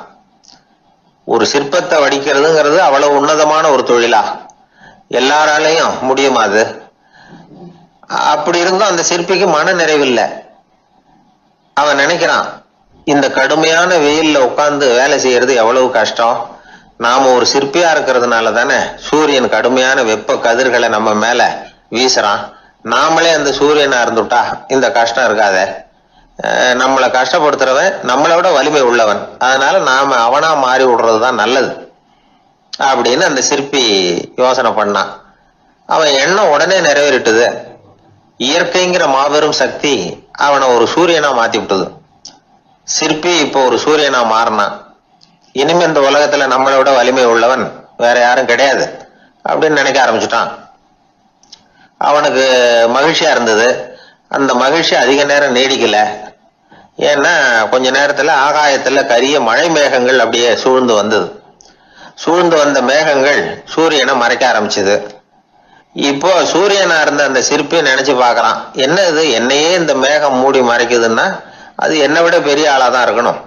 அதனால இனிமே நாம சூரியனா இருக்கக்கூடாது, நாம மேகமா தான் இருக்கணும், அதுதான் கௌரவம் அப்படின்னு நினைக்க ஆரம்பிச்சிட்டான். இப்பவும் பாருங்க, இயற்கை அவனுடைய ஆசையை நிறைவேற்றி வச்சது. சூரியனா இருந்த சிற்பி மேகமா மாறினான். வான வீதியில அப்படியே உல்லாசமா வர ஆரம்பிச்சான். அந்த உல்லாசமும் அதிக நேரம் நீடிக்கல. எதிரில் பார்த்தா பிரம்மாண்டமான மலைகள் வழியை அடைச்சிட்டு நிக்குது. வேகமா வந்த மேகம் மலையில மோதிக்கிட்டுது. அந்த மலையை தாண்டி அப்பால செல்ல முடியல. இப்போ அந்த மேகம் நினைக்குது, நாம எந்த தடையும் இல்லாம அந்த இடத்துல மிதந்து வர்றோம், நம்மையே போக விடாம தடுக்குதுன்னா அந்த மலைக்கு எப்பேற்பட்ட வலிமை இருக்கணும். இனிமேலும் நாம மேகமா இருந்து பிரயோஜனம் இல்ல, இருந்தா மலையா இருக்கணும், அதுதான் பெருமை அப்படின்னு நினைக்க ஆரம்பிச்சான். இப்பவும் பாருங்க, இயற்கை அவனுடைய ஆசையை நிறைவேற்றி வச்சது. மேகமா இருந்த சிற்பி மலையா மாறினான். பெரிய மலை பூமிக்கும் வானத்துக்குமா நின்றுகிட்டு இருக்கு. இனிமே நமக்கு எந்த கவலை இல்லை அப்படின்னு நினைச்சது அந்த மலை. இப்படி நினைச்சுக்கிட்டு இருந்த வேளையில அந்த மலையோட காலடியில அடிவாரத்துல ஏதோ சத்தம் கேட்டுது. என்ன சத்தம் இது அப்படின்னு சொல்லி அந்த மலை மெதுவா குனிஞ்சு பார்த்துதான். பார்த்தா அங்க ஒரு மனுஷன் தன்னுடைய கையில உளிய வச்சுக்கிட்டு மலையை கொத்திக்கிட்டு இருக்கிறான். ஏதோ ஒரு சிற்பத்தை வடிக்கிறதுக்காக அவன் முயற்சி பண்ணிட்டு இருக்கிறான். இப்போ அந்த மலை நினைச்சுதான், மலையே ஒருத்தன் உடைக்கிறான்னா அவன் எப்பேற்பட்ட வலிமை உள்ளவனா இருக்கணும். இனிமேலும் மலையா இருந்து பிரயோஜனம் இல்ல, மனுஷனா மாறணும், அதுதான் சரி அப்படின்னு நினைச்சுதான். அந்த வினாடியே அந்த மலை ஒரு மனுஷனா மாறிச்சு. அவன் கையில ஒரு உளி, பழையபடியே ஒரு கருங்கல் பாறைய கொத்த ஆரம்பிச்சான். அந்த ஆள் பழைய நிலைமைக்கு வந்துட்டான். இந்த கதையிலிருந்து நாம தெரிஞ்சுக்க வேண்டியது என்னன்னா, தன்னுடைய உண்மையான பலம் என்னங்கிறது தெரியாமலே தாவி தாவி தடுமாறிக்கிட்டு இருக்கிறான் மனுஷன் அப்படிங்கிறது தான். இனிமேலாவது அதை புரிஞ்சுக்கணும். புரிஞ்சுக்கிட்டு புறப்படணும் வாழ்க்கையில வெற்றி பெறறதுக்கு. ஒரு குடும்ப தலைவருக்கு விபரீதமா ஒரு ஆசை வந்துதான். அதாவது ஒரு நாள் பூராவும் புடவை கட்டிக்கிட்டு மனைவி செய்கிற வீட்டு வேலைகள், சமையல் வேலைகள் எல்லாத்தையும் தானே செய்யணும். மனைவிக்கு ஆண் வேஷம் போட்டு ஆபீஸுக்கு அனுப்பி வச்சுடணும் அப்படின்னு ஆசைப்பட்டான். இதுதான் அந்த ஆசை.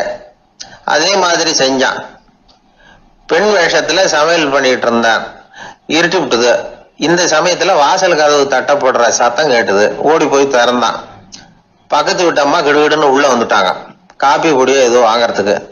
இவன் பயந்து போய், கமலாம்மா, நான் சுசீலா இல்ல, சுசீலாவோட புருஷன், பெண் வேஷத்துல இருக்கிறேன், சும்மா ஒரு சேஞ்சுக்காக அப்படின்னா. உடனே அந்த அம்மா கிட்ட பயப்படாத, நானும் கமலா இல்ல, கமலாவோட புருஷன், இதுவும் சும்மா ஒரு சேஞ்சுக்காகத்தான் அப்படின்னானா. இப்படி வாழ்க்கைய விபரீதமா நினைச்சுக்கிட்டு வேற வேற கற்பனைகள்ல வீணாக்கிக்கிட்டு இருக்கிறவங்க தான் ரொம்ப அதிகம். நாம அதுவா மாறணும்னு நினைக்கிறது தப்பு, நாம இருக்கணும் அப்படின்னு நினைக்கிறது தான் உண்மை, அதுதான் சரி. அந்த சிற்பி என்னென்னோ கற்பனை பண்ணி கடைசியில மறுபடியும் சிற்பியாகவே சேர்ந்தான் பாருங்க. அதனால நம்முடைய உண்மையான பலம் என்ன அப்படிங்கறத தெரிஞ்சுக்கிட்டு நடந்துகிட்டோம்னா வாழ்க்கையில எப்பொழுதும் வெற்றி நிச்சயம். 1816 வருஷம் செப்டம்பர் மாசம் 11ஆம் தேதி பிரான்ஸ் தேசத்துல உள்ள ஒரு மருத்துவமனை. அங்க ஒரு இளம் டாக்டர் கொஞ்ச நாளைக்கு முன்னாடி தான் அந்த ஆஸ்பத்திரியில புதுசா வேலைக்கு சேர்ந்திருக்கிறார். அவரு பேரு ரெனே லெனக். அவரு அன்னைக்கு காலையில அந்த மருத்துவமனையில அப்படியே ரவுண்ட்ஸ் வந்துகிட்டு இருக்கிறார். வார்டுல ஒரு படுக்கையில ஒரு இளம் பெண் படுத்திருக்கிறா. அந்த பொண்ணுக்கு இருதய நோயா இருக்கலாம்ங்கிறது மற்ற டாக்டர்கள் சந்தேகம். அந்த காலத்துல எல்லாம் ஒருத்தருடைய இருதய துடிப்பை தெரிஞ்சுக்கணும்னா நோயாளியின் மார்புல டாக்டர் காதை வச்சு பார்த்து தான் தெரிஞ்சுக்கிறது வழக்கம். ஆனா இந்த பெண்ணும் இளம் பெண், அந்த டாக்டரும் புதுசா சேர்ந்திருக்கிறவர். அதனால பரிசோதனை பண்ண தயங்கினார். கொஞ்ச நேரம் யோசனை பண்ணார். திடீர்னு ஒரு ஞாபகம் வந்தது அவருக்கு. அதாவது அன்னைக்கு விடியற் காலையில தோட்டத்துல அப்படி வாக்கிங் போயிட்டு இருந்தப்போ சின்ன பசங்கள்லாம் ஒரு மரக்கட்டையை வச்சு விளையாடிட்டு இருந்தாங்களாம். அதை அவர் பார்த்துருக்கிறார். அது என்ன விளையாட்டுனா, ஒரு நீளமான மரப்பலகை, அதுல ஒரு முனையில ஒரு பையன் தன்னுடைய காதை வச்சுக்கிட்டு இருக்கிறான், மறுமுனையில இன்னொரு பையன் அந்த மரப்பலகையை ஒரு ஆணியால கீறிக்கிட்டு இருக்கிறான். ஒரு முனையில ஆணியால கீறும் பொழுது மறுமுனையில காதை வச்சிருக்கிற பையனுக்கு அந்த சத்தம் துல்லியமா கேட்குது. அந்த டாக்டருக்கு காலையில் பார்த்த இந்த விளையாட்டு ஞாபகத்துக்கு வந்துட்டுது. உடனே என்ன பண்ணார் தெரியுமா? ஒரு நீளமான காகிதத்தை எடுத்தார். அதை அப்படியே உருளை மாதிரி உருட்டினார். ஒரு முனையை அந்த நோயாளியின் மார்பில் இடது பக்கம் வச்சார், இன்னொரு முனையில் தன்னுடைய காதை வச்சார். என்ன ஆச்சரியம்! நோயாளியின் மார்பில் நேரடியாக காதை வச்சு கேட்கறத விட துல்லியமாக கேட்டுது இதய துடிப்பு. இதய துடிப்பு மட்டும் இல்லை, மூச்சு இழுத்து விடுறது, திரவ பொருள்களின் அசைவு, எல்லா சத்தமும் தெளிவாக கேட்குது. கிரேக்க மொழியில் ஸ்டெத்தாஸ் அப்படின்னா மார்பு, ஸ்கோப்பின் அப்படின்னா பார்ப்பதுன்னு அர்த்தம். அதனால டாக்டர் ரெனே லெனக் தான் கண்டுபிடிச்ச கருவிக்கு ஸ்டெத்தஸ்கோப் அப்படின்னு பேர் வச்சார். அவரே முதல் மாடலையும் செஞ்சார். அளவு ரொம்ப பெருசாக இருந்தது, சுலபமாக எடுத்துகிட்டு போகிறது கஷ்டம், அது அவ்வளோ கஷ்டமாக இருந்தது அது. அதனால் அவரே அதை அப்புறம் 2 பிரிவாக தயார் பண்ணார். இது 2 துண்டையும் டாக்டர் தன்னோட கோட்டு பாக்கெட்டில் வச்சுக்கலாம், தேவைப்படுறப்ப எடுத்து ஒன்றா சேர்த்துக்கலாம். இப்படி தான் அவர் ஆரம்பத்தில் பண்ணார்.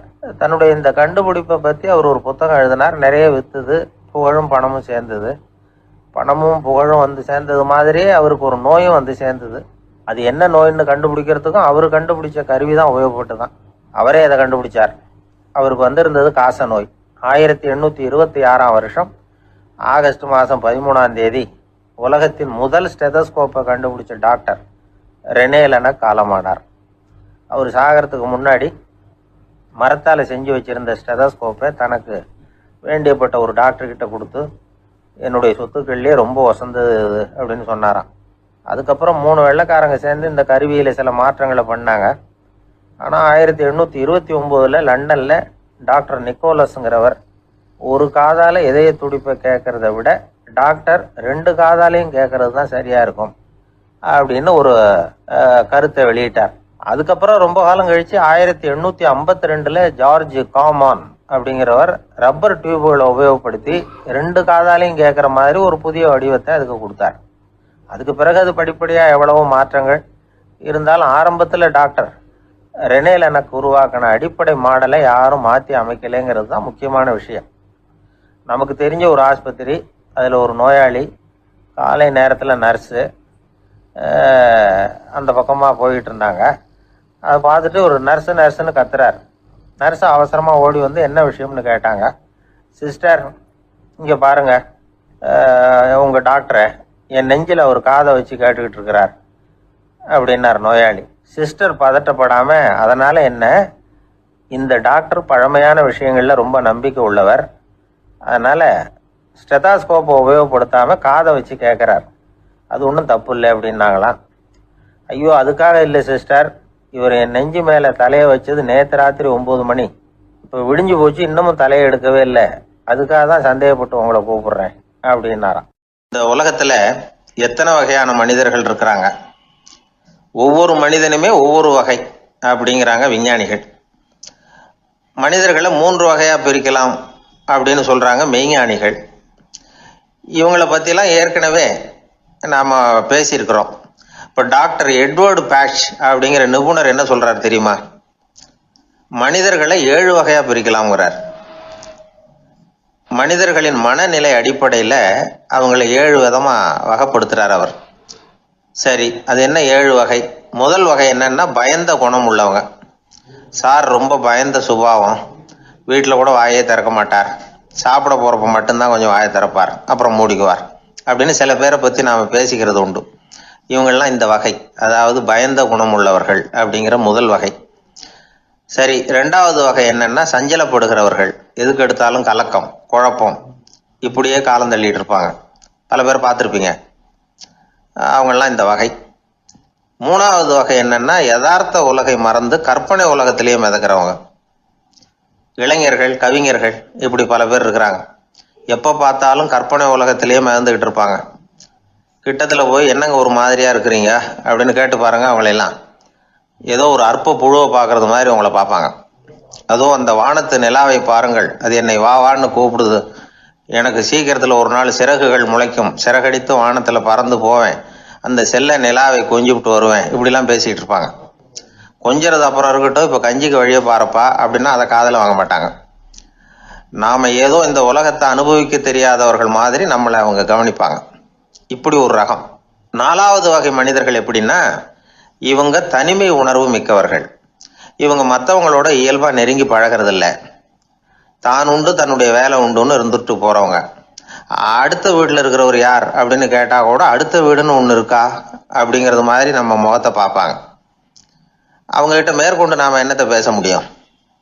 இப்படி ஒரு வகை. 5வது வகை மனிதர்கள் எப்படின்னா, இவங்க மற்றவங்க செல்வாக்குக்கு உட்பட மறுப்பவர்கள். அடுத்தவங்களோட செல்வாக்குக்கு இவங்க ஆட்படுறதில்ல. நான் யார் தெரியுமான்னு கேட்டால் அதை தெரிஞ்சுட்டு எனக்கு என்ன ஆக போகுதும்பாங்க. இவங்கெல்லாம் அந்த ரகம். 6வது வகை மனிதர்கள் எப்பவும் எதுலேயும் பற்று இல்லாமல் இருக்கிறவங்க. இது ஒரு துறவு மனப்பான்மை. இயல்பாகவே சில பேர் இப்படி உண்டு. அவங்களுக்கு எதுலேயும் ஒரு ஈடுபாடு இருக்காது. அப்படிப்பட்டவங்கெல்லாம் 6வது வகை. 7வது வகை மனிதர்கள் மற்றவங்க கவலையை தன்னுடையதாக ஆக்கிக்கிட்டு கவலைப்படுறவங்க. இவங்கெல்லாம் மகாத்மாக்கள். தாம் வேறு அடுத்தவங்க வேறு அப்படிங்கிற எண்ணம் இவங்களுக்கு வர்றதில்லை. அதனால் அடுத்தவங்களுக்கு ஒரு துன்பம் வந்ததுன்னா இவங்களால சும்மா இருக்க முடியறதில்ல. ஆக கூடி இப்படி 7 விதமான மனிதர்களை அடையாளம் காட்டுறார் அந்த நிபுணர். இதில் நாம் எந்த வகையில் வர்றோம் அப்படிங்கிறத நாம தான் அடையாளம் கண்டுபிடிக்கணும். எனக்கு தெரிஞ்ச ஒரு மனிதர் உண்டு. அவர் ஒரு வித்தியாசமான வகை. எதையும் நடைமுறை சாத்தியமாக சிந்திக்கிறவர். எப்பவும் அடுத்தவங்களும் நல்லா இருக்கணும், நாமும் நல்லா இருக்கணும் அப்படின்னு ஆசைப்படுறவர். அவருக்கு ஒரு சமயம் திடீர்னு உடம்பு சுகம் இல்லாமல் போயிட்டுது. டாக்டர்கிட்ட போனார், பணம் கொடுத்தார், வைத்தியம் பார்த்துக்கிட்டார்.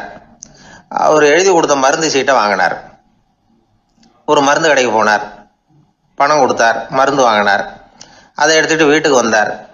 அதுக்கப்புறம் அந்த மருந்து அவர் சாப்பிடணும்ல, சாப்பிடவே இல்லை. அப்படியே சும்மா வச்சுட்டார். அவரை பார்த்து கேட்டேன், ஏன் சார் இப்படி பண்ணுறீங்க? வீண் செலவு தானே இது, நீங்கள் ஏன் டாக்டர்கிட்ட போய் பணம் செலவு பண்ணுனீங்கன்னு கேட்டேன். அவர் சொன்னார், டாக்டர் வாழணும் இல்லையா, அதனால தான் அப்படின்னார். சரி, அப்புறம் ஏன் மருந்து வாங்கினீங்க அப்படின்னு கேட்டேன். மருந்து கடைக்காரர் வாழணும் இல்லையா, அதனால தான் அப்படின்னார். சரி, அப்புறம் ஏன் வாங்கின மருந்து சாப்பிடாம வச்சுட்டீங்க அப்படின்னதுக்கு, நான் வாழணும் இல்லையா அதனால தான் அப்படின்னார். இவர் வாழ்க்கையை புரிஞ்சுக்கிட்டவர். இப்படி வாழ்க்கையை புரிந்து கொண்டு வாழ தெரிஞ்சுக்கணும். எந்த வகை மனிதர் நாம் அப்படிங்கிறத புரிஞ்சுக்கிட்டு வாழ்ந்தோம்னா வாழ்க்கையில வெற்றி நிச்சயம். எதிர்காலத்தை நினைச்சா எனக்கு ரொம்ப பயமா இருக்கு சார் அப்படின்னு சொல்றவங்க நிறைய பேர் இருக்கிறாங்க. அதாவது பயப்படாத மனிதர்கள்னு யாருமே கிடையாது.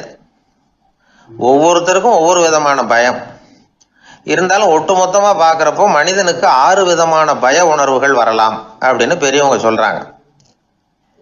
எல்லா விதமான பயமும் இந்த 6 வகைக்குள்ள அடக்கம். அந்த 6 வகை பயமும் 6 எதிரிகள் மாதிரியாம். 6 எதிரிகளையும் புரிஞ்சுக்கிட்டோம்னா போதும், வாழ்க்கையில சுலபமா வெற்றி அடைய முடியும். சரி, அந்த 6 வகை பயம் என்னென்ன அப்படின்னு பார்ப்போம். முதல்ல வறுமை பற்றிய பயம், 2வது பழிச்சொல் பற்றிய பயம், 3வது உடல் நலம் பாதிப்பு பற்றிய பயம், 4வது என்னன்னா காதல் தோல்வி, 5வது முதுமை, 6வது மரணம். அதாவது பயப்படுறதுங்கிறது ஒரு மனநிலை தான். இந்த மனநிலையை கட்டுப்படுத்த முடியும், திசை திருப்ப முடியும். சரி, இந்த பயங்களின் அறிகுறிகள் எப்படி இருக்கும்? வறுமை பற்றிய பயம் அப்படின்னு முதல்ல சொன்னோம் இல்லையா, அந்த பயத்தின் அறிகுறிகளை தெரிஞ்சுக்குவோம். எதுலேயும் அக்கறை இல்லாமல் இருக்கிறது, ஒரு குறிக்கோள் இல்லாமல் இருக்கிறது, வறுமையை சகிச்சுக்கிறது, வாழ்க்கையில கிடைக்கிறது எதுவாக இருந்தாலும் ஆட்சேபனை இல்லாமல் ஏத்துக்கிறது, மனசாலும் உடம்பாலும் சோர்ந்து போயிருக்கிறது, ஆர்வம், முனைப்பு, கற்பனை திறன் எதுவுமே இல்லாமல் இருக்கிறது. இதெல்லாம் தான் அந்த வறுமை பற்றிய பயத்தின் அறிகுறிகள். அந்த அடுத்தது ஒன்று பார்த்தோமே, பழிச்சொல் பற்றிய பயம். அதாவது அடுத்தவங்க நம்மளை குறை சொல்லி விடுவாங்களோ அப்படிங்கிற பயம். இதுக்கு அறிகுறி என்ன தெரியுமா? புதியவர்களை சந்திக்கிறதுக்கு பயப்படுறது, முடிவு எடுக்க முடியாம குழம்புறது, பிரச்சனைகளை தவிர்க்க விரும்புறது, தாழ்வு மனப்பான்மை, வரவுக்கு மீறி செலவு செஞ்சு இமேஜை உயர்த்திக்கிறது, குறிக்கோள் இல்லாத வாழ்க்கை. இதெல்லாம் தான் அதுக்கு அறிகுறிகள். 3வது பயம் உடல் நலம் பாதிப்பு பற்றிய பயம், அதாவது நோய் பற்றிய பயம். ஒரு உண்மை என்ன தெரியுமா? டாக்டரை சந்திக்கிற மனிதர்கள்ல 75% பேர் தங்களுக்கு நோய் வந்துட்டுதுங்கிற கற்பனையில் இருக்கிறவங்களாம். நிஜமாவே நோய் கிடையாது அவங்களுக்கு. இந்த பயத்தின் அறிகுறிகள் என்னன்னா, வியாதிக்கான அறிகுறிகள் தன்னிடம் இருக்கிறதாக நினைச்சுக்கிறது, எந்த நேரமும் வியாதியை பற்றியே பேசி பேசி மனசை அங்கேயே வச்சிருக்கிறது, நோய் சம்பந்தமான செய்திகளை படித்து நமக்கு இப்படி ஆயிடுமோ அப்படின்னு வேதனைப்படுறது, இதெல்லாம் தான் அதுக்கு அறிகுறிகள். 4வது பயம் காதல் தோல்வி. இது ரொம்ப வேதனை, உடம்பையும் மனசையும் சீரழிச்சு விடும். ஆண்களை விட பெண்கள் தான் இந்த பய உணர்வுல அதிகமாக பாதிக்கப்படுறாங்க. 5வது முதுமை பற்றிய பயம். 6வது மரண பயம், வயசான காலத்தில் எப்படி சமாளிக்கிறது அப்படிங்கிற பயம். ஆக இதையெல்லாம் நாம் புரிஞ்சுக்க வேண்டியது ரொம்ப அவசியம். இந்த 6 வகை பயங்களை சரியாக புரிஞ்சுக்கிட்டு நாம் நடந்துக்கணும். வாழ்க்கையின் முன்னேற்றத்துக்கு இந்த பயங்கள் முட்டுக்கட்டே ஆகிடக்கூடாது. உழைச்சி பணம் சேர்க்கணும், உற்சாகமாக மனசை வச்சுக்கணும். மனசை கட்டுப்படுத்துகிற மார்க்கம் தெரிஞ்சுக்கிட்டா போதும், எல்லாம் சரியாக வந்துடும். நம்ம ஆள் ஒருத்தன் சொன்னான், சார் எனக்கு வறுமை பற்றிய பயம்தான் இருந்தது, ஒரே ராத்திரியில் 30,000 ரூபா தயார் பண்ணிவிட்டேன், இப்போ எனக்கு இன்னொரு பயம் வந்துட்டுதுன்னா. என்ன பயம்னு கேட்டாங்க. போலீஸு கண்டுபிடிச்சிருமோங்கிற பயம்னா. இது இந்த பயத்தில் அடங்காது. அதனால் அஞ்சி அஞ்சி சாவார், அஞ்சாத பொருள் இல்லை அப்படின்னு பாரதி சொன்னார் இல்லையா, அது மாதிரி பயத்தை புரிந்து கொண்டு அதற்கு தகுந்த மாதிரி நம்முடைய வாழ்க்கையை அமைத்து கொள்ள வேண்டும். அப்படி அமைத்து கொள்ளுகிறவர்களுக்கு வெற்றி நிச்சயம். ஒரு புகழ்பெற்ற ஜப்பானிய சாமுராய் வீரன், வாள் வீசுறதுல ரொம்ப கெட்டிக்காரன். ஒரு கடுமையான போரில் கலந்து கொண்டுட்டு களைச்சி போய் திரும்பி வந்தான். படுக்கையில் விழுந்தான். பக்கத்தில் என்னமோ சத்தம் கேட்டுது. திரும்பி பார்த்தான். ஒரு எலி அவனை முறைச்சி பார்த்துக்கிட்டு இருந்தது. உடனே வாழை உருவனா வீசினான். அது தப்பிச்சிட்டு ஓடி போச்சு. எவ்வளோ முயற்சி பண்ணி பார்த்தா முடியல. கடைசியில் அந்த வாள் முறிஞ்சு போனது தான் மிச்சம். ஒரு பக்கம் அவனுக்கு இது அவமானமாக போயிட்டுது, இன்னொரு பக்கம் பயமாக போயிட்டுது. எவ்வளவோ போர்களில் எதிரிகளை பந்தாடினவன் அவன் ஒரு எலிகிட்ட தோற்று போய்டுறதா அவனால் சகிச்சிக்க முடியல. மனைவிகிட்ட சொன்னான் இப்படி நடந்துட்டுதுன்னு. அவள் சிரிச்சா. உங்களுக்கு புத்தியே இல்லை, எலியை போய் யாராவது வாளால் வெட்டுவாங்களா அப்படின்னு அந்த அம்மா சொன்னதும், நீ என்ன சொல்கிறேன்னா, ஒரு பூனையை கொண்டுட்டு வந்துட்டா போதும், அதுக்கப்புறம் ஏன் எலி வரப்போகுது அப்படின்னு அந்த அம்மா.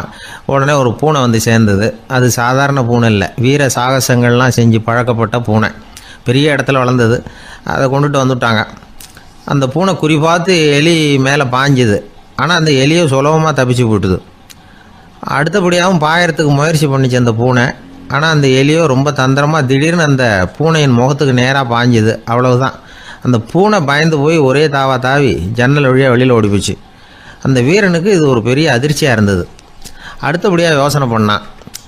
ராஜா வளர்த்துக்கிட்டு இருந்த அரண்மனை பூனையை ஒரு நாள் இரவலா கேட்டு வாங்கிட்டு வந்தான். ஊர் உலகம்லாம் பேர் வாங்கின பூனை இது. அந்த பூனையாலும் அந்த எலியை ஒன்றும் செய்ய முடியல. வீரனுக்கு ரொம்ப அதிர்ச்சி. அந்த அரண்மனை பூனைகிட்டேயே போய் புலம்புனான். அரண்மனை பூனையே, நீயே தோற்று போயிட்டியே, இனிமேல் நான் என்ன செய்ய முடியும்னா. அந்த பூனை சிந்திச்சுது. அப்புறம் சொல்லிச்சு, இந்த காரியத்துக்கு இந்த மேல்மட்ட விவகாரம்லாம் சரிப்பட்டு வராது. சாதாரண வீட்டு பூனை கிடச்சிதுன்னா அதை கொண்டுகிட்டு வந்து விட்டுப்பார் அப்படின்னுது. சாதாரண பூனையால் என்ன செஞ்சிட முடியும்னா இவன் நம்பிக்கை இல்லாமல். இப்போது அந்த அரண்மனை பூனை சொல்லிச்சு, பெரிய வீட்டு பூனையெல்லாம் நல்லா சாப்பிட்டு தூங்கி பழக்கப்பட்டிருக்கோம், அதுக்கெல்லாம் ராஜதந்திரம் தெரியும், ஆனால் எலி பிடிக்க தெரியாது. அதுக்கான வளர்ப்பும் இல்லை, பயிற்சியும் இல்லை. ஏன்னா அதுக்கெல்லாம் பசி கிடையாது. சாதாரண வீட்டு பூனை அப்படி இல்லை, பசிக்கு ஆகாரம் தேடி அலையும், எலிகளை பிடிச்சி சாப்பிட்டுட்டு தான் உயிர் வாழும். அதனால் அதுகளுக்கு எலியை பிடிக்கிற எல்லா உத்திகளும் தெரியும், எங்களுக்கு தெரியாது அப்படின்னுது. அது சரியே, அதுவும் பூனை தான், நீயும் பூனை தான், அதால் முடிகிற காரியம் ஏன் உன்னால் முடியல அப்படின்னு கேட்டான் இவன். இதுக்கு அந்த பூனை சொல்லிச்சு, இதே கேள்வியை நானும் கேட்டேன், உன்னுடைய தந்திர முறை என்னன்னு கேட்டேன். அதுக்கு பதில் சொல்லாமல் படுத்து தூங்கி போச்சு. அதை மறுபடியும் எழுப்பி கேட்டேன், அதுக்கு கோவம் வந்துட்டுது. இதில் என்ன தந்திர முறை வேண்டியிருக்கு, நான் ஒரு பூனை அவ்வளவுதான். பூனைன்னா பூனை, பூனை எலியை பிடிக்கும், நான் எலியை பிடிக்கிறேன் அவ்வளவுதான்னுது அப்படின்னு சொல்லி விவரமாக சொல்லிச்சு அந்த அரண்மனை பூனை. உடனே ஒரு சாதாரண பூனையை கொண்டுட்டு வந்துட்டாங்க. கொண்டாந்து விட்டால் அது பார்க்குறதுக்கு ரொம்ப சாதாரணமாக தெரிஞ்சுது. இந்த வீரனுக்கு நம்பிக்கை வரல. இருந்தாலும் அதை கொண்டுட்டு வந்து வீட்டுக்குள்ளே விட்டான். ஒரே நிமிஷம் அந்த எலியை கவிட்டு வெளியில் ஓடிப்போச்சு. மேலிடத்து பூனைகள்லாம் இதை வேடிக்கை பார்த்துக்கிட்டு வெளியில் நின்றுக்கிட்டு இருக்குது. எல்லாரும் மெதுவாக அந்த பூனையை நெருங்கி, உங்ககிட்ட அப்படி என்ன தனிப்பட்ட திறமை, அதோட ரகசியம் என்னன்னு கேட்டாங்க. அந்த சாதாரண பூனை ரொம்ப சாதாரணமாக சொல்லிச்சான், அதெல்லாம் எனக்கு தெரியாது, நான் பூனை அவ்வளவுதான், நீங்களும் பூனையாக இருங்கோ அப்படின்னு சொல்லிவிட்டு அந்த பூனை தன்னுடைய வாயில் கவிய எலியோடு அங்கேருந்து நடந்து போச்சு. இந்த கதையிலேருந்து நாம் புரிஞ்சிக்க வேண்டிய தத்துவம் என்னென்னா, நீயாக இரு, இதுதான் அந்த தத்துவம். நம்ம ஒவ்வொருத்தருக்கு உள்ளேயும் ஒரு தனித்தன்மை இருக்குது. இதை அவங்கவுங்க புரிஞ்சுக்கிட்டு உண்மை இயல்பு புரிஞ்சுக்கணும். நம்முடைய இயல்பு என்னங்கிறது நமக்கு தெரியணும். அதை கண்டுபிடிக்கிறது தான் உண்மையான கலை. ஒரு பெரிய மனுஷன் வாயை அகலமாக திறந்து வச்சுட்டு தூங்கிட்டு இருந்தான். உடனே ஒரு எலி உள்ளே பூந்துட்டு தான். வீட்டு வேலையாள் டாக்டருக்கு ஃபோன் பண்ணான். எங்கள் முதலாளி வாய்க்குள்ளே ஒரு எலி பூந்துட்டுது டாக்டர் அப்படின்னா. நான் உடனே புறப்பட்டு வரேன், அதுக்கு முன்னாடி நீ ஒரு ரொட்டி துண்டை எடுத்து ஒரு வாய்க்கு முன்னாடி காட்டு, உள்ளே போன எலி வெளியில் வந்துடும்னார் டாக்டர். சரின்னு சொல்லிவிட்டான். கொஞ்ச நேரத்தில் டாக்டர் அங்கே போய் சேர்ந்தார். அப்போ வேலைக்காரன் ஒரு பெரிய மீனை அவர் வாய்க்கு நேராக இப்படியும் இப்படியும் ஆட்டிக்கிட்டு இருந்தான். நான் ரொட்டி துண்டை தானே காட்ட சொன்னேன்னார் டாக்டர். அவன் சொன்னான், எலியை வெளியில் கொண்டுட்டு வர்றதுக்கு ரொட்டி துண்டை காட்ட சொன்னீங்க டாக்டர், அதுக்கப்புறம் அந்த எலியை துரத்திக்கிட்டு ஒரு பூனை உள்ளே போயிருக்கு, அதுக்காக தான் இந்த மீனை காட்டிகிட்டு இருக்கேன் நானா. இது எதுக்குன்னா இப்படி வேடிக்கையாக சொல்கிறது, பூனை பூனையாக இருக்க வேண்டும், எலி எலியாக இருக்க வேண்டும், மனுஷன் மனுஷனாக இருக்க வேண்டும் அப்படிங்கிறத புரிஞ்சுக்கிறது. நாம இருக்கிற வரை வெற்றி நிச்சயம். ஒரு ஊரில் ஒரு ஆள் இருந்தான். அவனுக்கும் அவன் மனைவிக்கும் சண்டை. இவன் கோவிச்சுக்கிட்டு வீட்டை விட்டு வெளியில் வந்துட்டான். நேராக தன்னுடைய நண்பன் ஒருத்தனை தேடிட்டு போனான். அந்த நண்பன் எப்படின்னா எதுக்கும் அசர மாட்டான், எப்பவும் மகிழ்ச்சியாக இருப்பான். அவங்ககிட்ட போய் இவன் யோசனை கேட்டான். அது சரி, நீ எப்படி எப்பவும் மகிழ்ச்சியாக இருக்கிற, என்னால் அப்படி இருக்க முடியலையே அப்படின்னு கேட்டான். என்ன நடந்தது சொல்லுன்னா அவன், வீட்டில் எனக்கும் என் மனைவிக்கும் தகராறு, நிம்மதி இல்லை, அதுதான் இங்கே வந்தேன், உங்ககிட்ட யோசனை கேட்கலாமேன்னு அப்படின்னு விவரத்தை சொன்னான். அதை கேட்டுவிட்டு அதுக்கப்புறமா இவன் சொன்னான், இந்த பாருப்பா, இது ஒன்றும் பெரிய விஷயம் இல்லை, எனக்கு 2 மனைவிகள், 2 வீடு. ஒரு வீட்டில் சண்டை வந்துட்டுதுன்னா நேராக இன்னொரு வீட்டுக்கு வந்துடுவேன், இங்கே சண்டை வந்துட்டுதுன்னா நேராக அங்கே போயிடுவேன். 2 குடும்பம் இருக்கிறதுனால இப்படி ஒரு வசதி, இதுதான் என்னுடைய மகிழ்ச்சியின் ரகசியம் அப்படின்னு நானா. ஓ அப்படியா விஷயம், இப்போ புரிஞ்சுக்கிட்டேன், உன்னுடைய யோசனைக்கு ரொம்ப நன்றி அப்படின்னு சொல்லிவிட்டு அவன் திரும்பி வந்துட்டான். அங்கே இங்கே தேடினான். ஒரு வாரத்துக்குள்ளே இன்னொரு பொண்ணை தேடி கண்டுபிடிச்சி கல்யாணம் பண்ணிட்டான். இப்போ இவனுக்கும் 2 வீடு ஆயிட்டுது. அதுக்கப்புறம் என்னாச்சு தெரியுமா, இவன் 2வதாக கல்யாணம் பண்ணிக்கிட்டு வந்தானே, இந்த செய்தி முதல் மனைவிக்கு தெரிஞ்சு போச்சு. போனான், அது கழுத்தை பிடிச்சி வெளில தள்ளி விட்டு கதவை சாத்தி விட்டுது. இனிமேல் இந்த பக்கம் வராத, எனக்கு தெரியாமல் எப்படி நீ இன்னொரு கல்யாணம் பண்ண அப்படின்னு சொல்லி அடித்து விரட்டி விட்டுது. இவன் அதனால் என்ன பரவாயில்லன்னு 2வது மனைவி வீட்டுக்கு போனான். அங்கே பார்த்து, நீ எனக்கு கல்யாணம் பண்ணுறதுக்கு முன்னாடி ஏற்கனவே உனக்கு கல்யாணம் ஆச்சுங்கிற விஷயத்த ஏன் என்கிட்ட சொல்லலை அப்படின்னு சொல்லி அதுவும் கழுத்தை பிடிச்சி வெளில தள்ளி விட்டுது. இவன் வீதிக்கு வந்துட்டான். இங்கேயும் போக முடியல, அங்கேயும் போக முடியல. என்ன இது, அவன் சொல்லி கொடுத்த யோசனை ஒன்றும் சரியாக வரலையே அப்படின்னு யோசனை பண்ணிக்கிட்டே நடந்தான். வழியில் ஒரு பாழடைஞ்ச மண்டபம். சரி, இன்னைக்கு ராத்திரி இங்கேயே படுத்துருவோம், வேற எங்கேயும் போய் படுத்து தூங்க முடியாது, அதான் 2 பேரும் விரட்டி விட்டாங்களே, என்ன பண்ணுறது அப்படின்னு சொல்லி அந்த மண்டபத்தில் போய் ஒரு தூணில் ஓரமாக சாஞ்சி உக்காந்தான். அப்போ எதிர்த்தாப்புல இன்னொரு தூண் ஓரமாக யாரோ அசைகிறது மாதிரி தெரிஞ்சுது, லேசான இருட்டில். யாரப்பா அது அப்படின்னு கிட்ட போய் பார்க்குறான். அப்புறம் தான் தெரியுது, அவன் யார் தெரியுமா, இவனுக்கு யோசனை சொன்னான்ல 2 கல்யாணம் பண்ணிக்கணும்னு சொல்லி, அவன் அங்கே படுத்து கிடக்குறான். டேய் நீ எப்படிடா இங்கே வந்த அப்படின்னா, 2 வீட்லேயும் சண்டை வந்துட்டுது, அதுதான் இங்கே வந்தேன், படுத்து தூங்கலாமேன்னு அப்படின்னா. 2 வீடு இருக்கிறது சௌரியம்னு என்கிட்ட சொன்னியப்பா அப்படின்னா இவன். நான் அப்படி சொன்னதுக்கு ஒரு காரணம் உண்டுன்னா அவன். என்னடா காரணம்னு கேட்டான். அது வேற ஒன்றும் இல்லை, தினமும் ராத்திரியில் இந்த மண்டபத்தில் தனியாக படுக்கிறதுக்கு எனக்கு பயமாக இருந்தது, எனக்கு ஒரு துணை தேவைப்பட்டது, அதுக்காக தான் உங்ககிட்ட அப்படி ஒரு யோசனை சொன்னேன். இப்போ நீ வந்ததுனால எனக்கு துணை கிடைச்சிட்டுது. இப்போ நம்ம 2 பேரும் துணையாக இங்கே படுத்துக்கலாம், நீ அந்த தூணில் சாஞ்சிக்கோ, நான் இந்த தூணில் சாஞ்சிக்கிறேன் அப்படின்னு சொல்லி படுத்து தூங்க ஆரம்பிச்சிட்டானோ.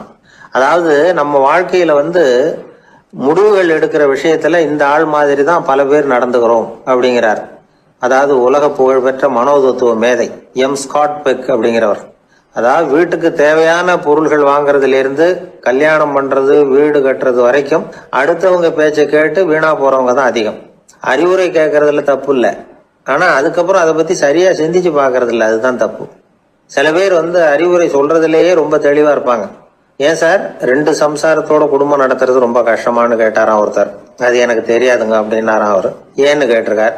ஏன்னா எனக்கு 3 சம்சாரம் அப்படின்னாராம் அவர். ஒரு நண்பர்கிட்ட பேசிக்கிட்டு இருந்தேன். அவருடைய உறவினர் ஒருத்தர் ஒரு நேர்முக தேர்வுக்கு போயிருந்தாராம், இன்டர்வியூக்கு. ரொம்பவும் பொறுப்பாகவும் கவனமாகவும் செயல்பட வேண்டிய பதவிக்கான நேர்காணல் அது. இவர் எழுத்து தேர்வுல ஏராளமான மதிப்பெண்கள் வாங்கிவிட்டார், அதனால அதை பத்தி கவலை இல்லை. இப்ப நேர்முக தேர்வுல தேர்வு பெறணும். ஏராளமான சான்றிதழ்கள் வச்சிருந்தார். நேர்காணல்ல கேட்கப்பட்ட எல்லா கேள்விகளுக்கும் சரியான பதில தான் சொன்னார். இருந்தாலும் பாருங்க, அந்த நேர்முக தேர்வுல அவர் தேர்ந்தெடுக்கப்படலை. என்ன காரணம் அப்படின்னு பின்னாடி விசாரிச்ச போதுதான் விவரம் தெரிஞ்சுதான். அது என்ன ஆயிருக்குதுன்னா, அந்த நேர்காணலின் போது இவர் நடந்துகிட்ட முறையில சில தவறுகள் நடந்து போச்சான். முக்கியமா 2 தவறுகள். ஒண்ணு, அவங்க ஒரு கேள்வியை கேட்டு முடிக்கிறதுக்குள்ளேயே இவர் பதில் சொல்ல ஆரம்பிச்சுட்டாராம். 2வது என்னன்னா, இவர் நாற்காலியில தாராளமா இயல்பா சாஞ்சி உட்காராம நாற்காலி முனையில உட்கார்ந்து இருந்தாராம். இந்த 2 விதமான செயல்பாடுகளும் இவர் அவசரப்படுறவர், பதற்றப்படுறவர் அப்படிங்கிறதுக்கான அடையாளங்கள். அதாவது கேள்வியை கேட்டு முடிக்கிறதுக்குள்ளேயே முந்திக்கிட்டு பதில் சொல்றது. 2வது, நாற்காலியில இயல்பா தாராளமா உட்காராம நாற்காலி முனையில உட்கார்றது. பார்க்க போற வேலைக்கு அவசரம், பதற்றம் இது 2 இருக்கக்கூடாதான். அதனால மார்க் இருந்தும் சர்டிபிகேட் இருந்தும் அந்த வேலை வாய்ப்பு அவருக்கு கிடைக்கல. வேலை கொடுக்கறவங்க நம்ம கிட்ட இருந்து என்னதான் எதிர்பார்க்கறாங்க, இத தெரிஞ்சு வச்சுக்கிறது நல்லது. முதல்ல மற்றவர்களுடன் தொடர்பு கொள்ளும் திறமை, அதாவது எபிலிட்டி டு கம்யூனிகேட். நீங்க நினைக்கிறத அழகா தொகுத்து வகைப்படுத்தி சொல்ல தெரியுதான்னு பார்ப்பாங்க. உங்க திட்டங்களை அடுத்தவங்க ஏற்றுக்கொள்ளக்கூடிய விதத்துல வெளிப்படுத்துறதுக்கு உங்களால முடியுதான்னு பார்ப்பாங்க. இதுக்கு என்ன செய்யறது? குழப்பம் இல்லாம சிந்திக்கணும், குழப்பம் இல்லாம பேசணும். 2வது விஷயம் என்னன்னா புத்திசாலித்தனம், அதாவது இன்டெலிஜென்ஸ். ஏத்துக்க போற வேலையை நல்ல விதமா செய்ய முடியுமா உங்களால, அதை எந்தெந்த வழியில செய்யலாம் அப்படிங்கிறத உங்களால தீர்மானிக்க முடியுமா, அந்த வேலைக்கான புது புது யோசனைகளை உங்களால சொல்ல முடியுமா அப்படின்னு பார்ப்பாங்க. இது இன்டெலிஜென்ஸ். 3வது தன்னம்பிக்கை, அதாவது செல்ஃப் கான்பிடன்ஸ். உங்களுக்கு அது உண்டா அப்படிங்கிறத கவனிப்பாங்க. எந்த சூழ்நிலையையும் சமாளிக்கணும், எப்படிப்பட்ட மனிதர்களையும் சமாளிக்கிற தைரியம் வேணும், அடுத்தவங்களை நமக்கு சாதகமா திருப்பக்கூடிய தன்னம்பிக்கை வேணும். 4வது பொறுப்புகளை முன்வந்து ஏற்றுக்கொள்ளுதல், வில்லிங்னஸ் டு அக்செப்ட் ரெஸ்பான்சிபிலிட்டி. பொறுப்புகள்ல இருந்து நழுவி போக ஆசைப்படாம செஞ்சு முடிக்கணும். 5வது முன் வருதல், இனிஷியேட்டிவ். வேலையோட முக்கியத்துவம் உணர்ந்து அதை ஏத்துக்கிட்டு தகுந்த நடவடிக்கைகளை தயங்காம எடுக்கிறதுக்கு முன் வரணும். 6வது என்னன்னு கேட்டீங்கன்னா தலைமைத்துவம், லீடர்ஷிப். 4 பேருக்கு தலைமை தாங்கி நல்ல விதத்துல நடந்துக்க தெரியுதா. 7வது கற்பனை திறன், இமேஜினேஷன். சில பிரச்சனைகள் வரக்கூடும் அப்படின்னு முன்கூட்டியே யூகிச்சு அதுக்கு தகுந்த மாதிரி நடவடிக்கை எடுக்கிற திறமை உண்டா அப்படிங்கிறத பார்ப்பாங்க. 8வது என்னன்னா வளைந்து கொடுத்தல், பிளெக்சிபிலிட்டி. சூழ்நிலைக்கு தகுந்த மாதிரி, மாற்றங்களுக்கு தகுந்த மாதிரி அனுசரிச்சு நடந்துக்கிறதுக்கு தெரியுதா அவங்களுக்கு அப்படிங்கிறத கவனிப்பாங்க. அடுத்தது திறமைகளை வெளிக்கொணரும் திறமை, இன்டர்பர்சனல் ஸ்கில்ஸ். அடுத்தவங்க கிட்ட இருக்கிற திறமையை கண்டுபிடிச்சு அதை நல்ல விதத்துல ஊக்கப்படுத்தி பயன்படுத்த தெரியுதா அப்படின்னு பார்ப்பாங்க. 6வது சுய அறிவு, செல்ஃப் நாலேஜ். அடுத்தவங்க நம்மளை பத்தி என்ன நினைக்கிறாங்க அப்படிங்கறத நம்மால புரிஞ்சுக்க முடியுதாங்கிறது முக்கியம். அடுத்தது போட்டி மனப்பான்மை, காம்படிட்டிவ்னஸ். அடுத்தவங்களை ஒப்பிட்டு பார்த்து அதை விட ஒரு படி மேல வரணுங்கிற குணம் வேணும்.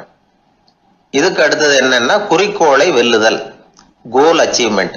குறிக்கோளை சவாலா எடுத்துக்கிட்டு அதை அடையணும். அப்புறம் வேறுபட்ட திறமைகள், ஒகேஷனல் ஸ்கில்ஸ். பதவிக்கு வேண்டிய திறமைகள் தவிர மற்ற திறமைகள் எதுவும் உண்டாங்கிறது முக்கியம்.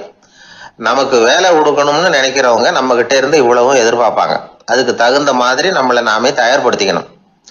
எனக்கு வேண்டப்பட்ட ஒருத்தர் ஒரு இன்டர்வியூக்கு போயிட்டு வந்தார், நேர்காணலுக்கு. எப்படி இருந்தது இன்டர்வியூன்னு விசாரிச்சேன். நான் போனேன், அவர் கேட்ட எல்லா கேள்விக்கும் அவர் எதிர்பார்த்தது மாதிரியே எல்லா பதிலையும் சொன்னேன். கடைசியா நான் எதிர்பார்க்காத ஒரு தகவலை அவர் சொன்னார் அப்படின்னாரு. என்னன்னு கேட்டேன். அவரும் என்ன மாதிரியே இன்டர்வியூக்கு வந்தவர் தானா, சும்மா என்ன கேள்வி கேட்டுக்கிட்டு உட்காந்துருந்தாராம் அப்படின்னார்.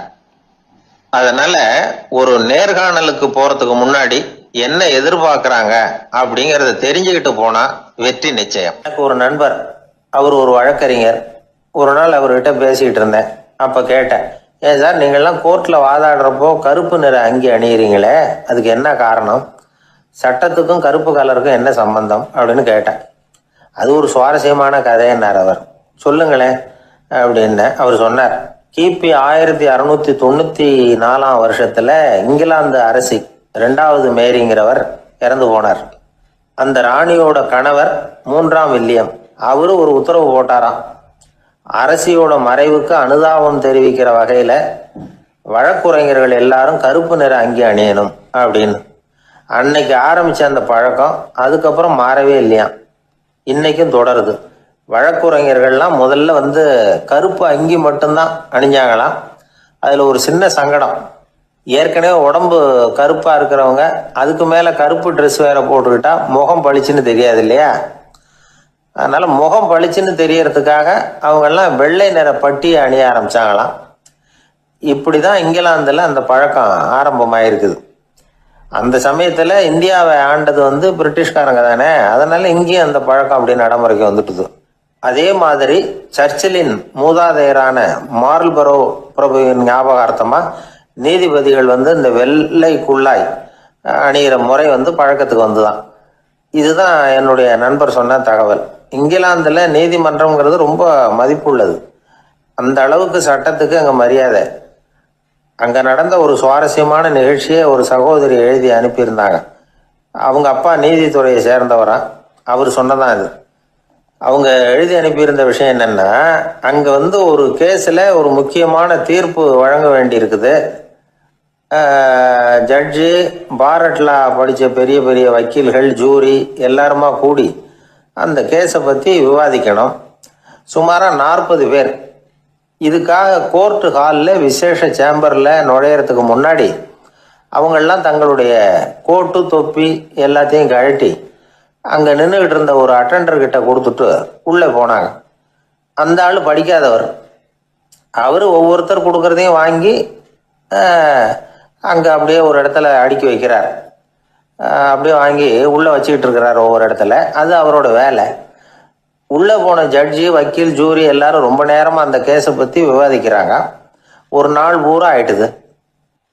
அவ்வளவு தீவிரமாக அக்கு வேறு ஆணி வேறைய பிச்சு உதறி இருக்கிறாங்க. ஒரு வழியாக 13 மணி நேரம் கழித்து வெளியில் வந்திருக்கிறாங்க.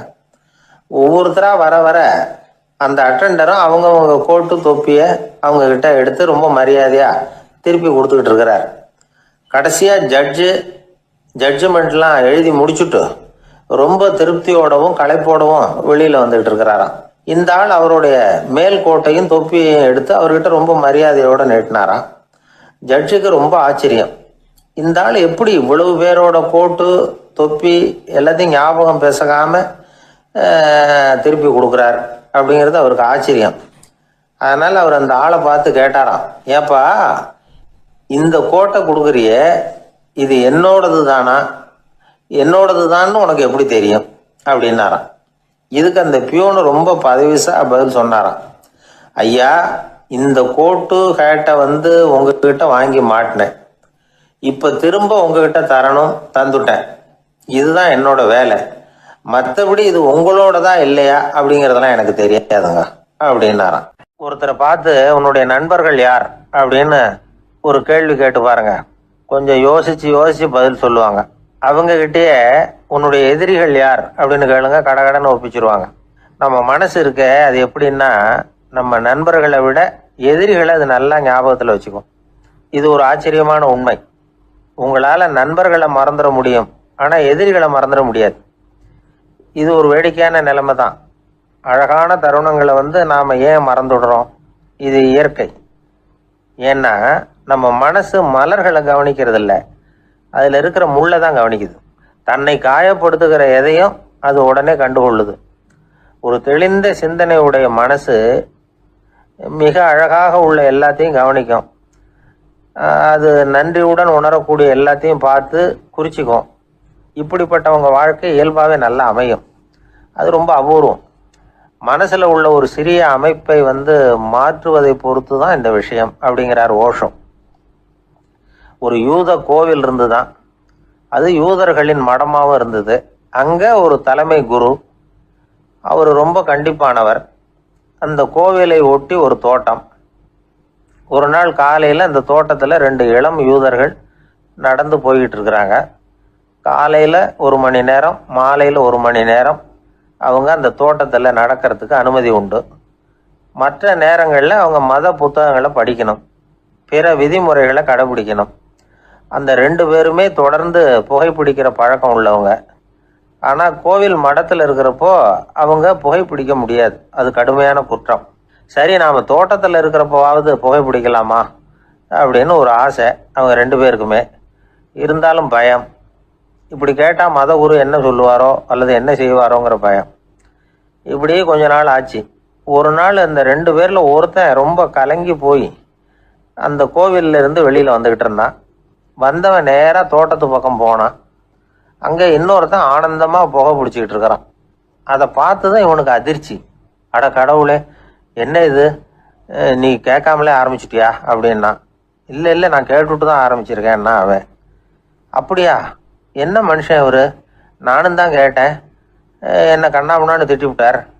இது என்ன கோவிலா இல்லை நரகமா? உனக்கு புகை பிடிக்கணும்னு ஆசையாக இருந்தால் நரகத்துக்கு போகணும்னு சொல்லிவிட்டார். அது சரி, உன்னை மட்டும் எப்படி அனுமதிச்சார் அப்படின்னு கேட்டான் இவன். அவன் சிரிச்சுக்கிட்டே, நீ எப்படி கேட்ட சொல்லு அப்படின்னா. நாம் இந்த தோட்டத்துக்கு வர அனுமதிக்கப்பட்டிருக்கிறதே ஜபத்துக்காகத்தானே, அதனால் நான் ஜபம் சொல்லும் பொழுது புகை பிடிக்கலாமா அப்படின்னு கேட்டேன். அதுக்கு தான் அவர் சத்தம் போட்டு என்னை அடிக்கவே வந்துட்டார் அப்படின்னா இவன். நீ ஒரு மாதிரியாக கேட்டிருக்க, நான் வேற மாதிரியாக கேட்டிருக்கிறேன். ஜெபம் சொல்லும்போது புகை பிடிக்கலாமான்னு நீ கேட்டிருக்க. ஐயா, புகை பிடிக்கும் பொழுது ஜபிக்கலாமா அப்படின்னு நான் கேட்டேன். அதில் தப்பு ஒன்றும் இல்லை அப்படின்னு பதில் சொல்லிட்டார் அப்படின்னா. ஒரு சிறிய மாற்றம்தான் அது மிகப்பெரிய மாறுதலை ஏற்படுத்தி விட்டது. மனசு நல்ல விதமாக சிந்திக்க ஆரம்பிச்சுட்டுதுன்னா மகிழ்ச்சிக்கு பஞ்சம் இல்லை. ஒரு கஞ்சன் ஆற்றுல விழுந்துட்டான்.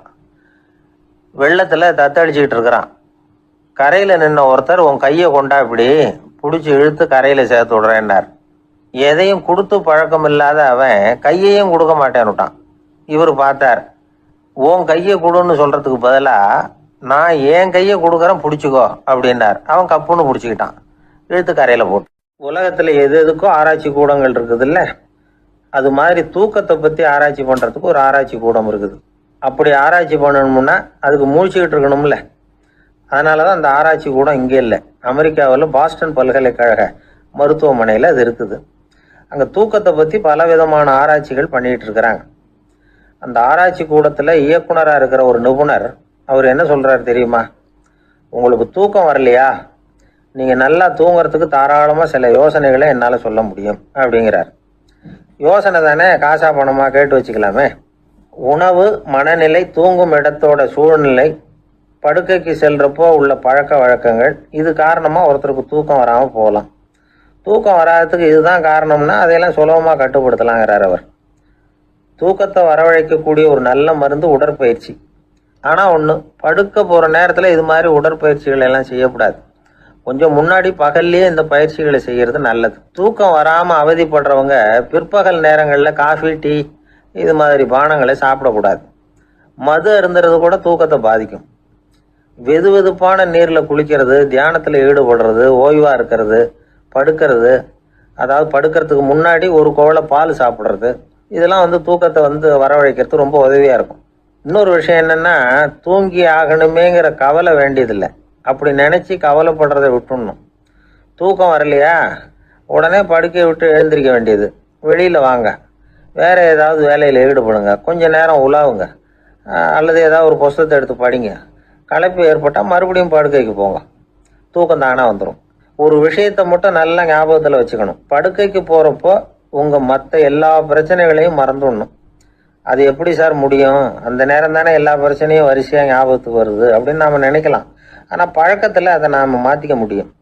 கொஞ்சம் முயற்சி பண்ணணும், அவ்வளோதான். இது எல்லாமே ஆராய்ச்சி பண்ணி பார்த்துட்டு அந்த நிபுணர் சொல்கிற கருத்து தான். இன்னொரு விஷயமும் அவர் சொல்கிறார். அது என்னென்னா, உடல் கோளாறு காரணமாக தூக்கம் வராமல் அவதிப்படுறவங்களுக்கெல்லாம் இந்த யோசனைகள் சரியாக வராது அப்படிங்கிறார். அதுக்கெல்லாம் மருத்துவ சிகிச்சை கொடுத்து தான் சரி பண்ணணும்.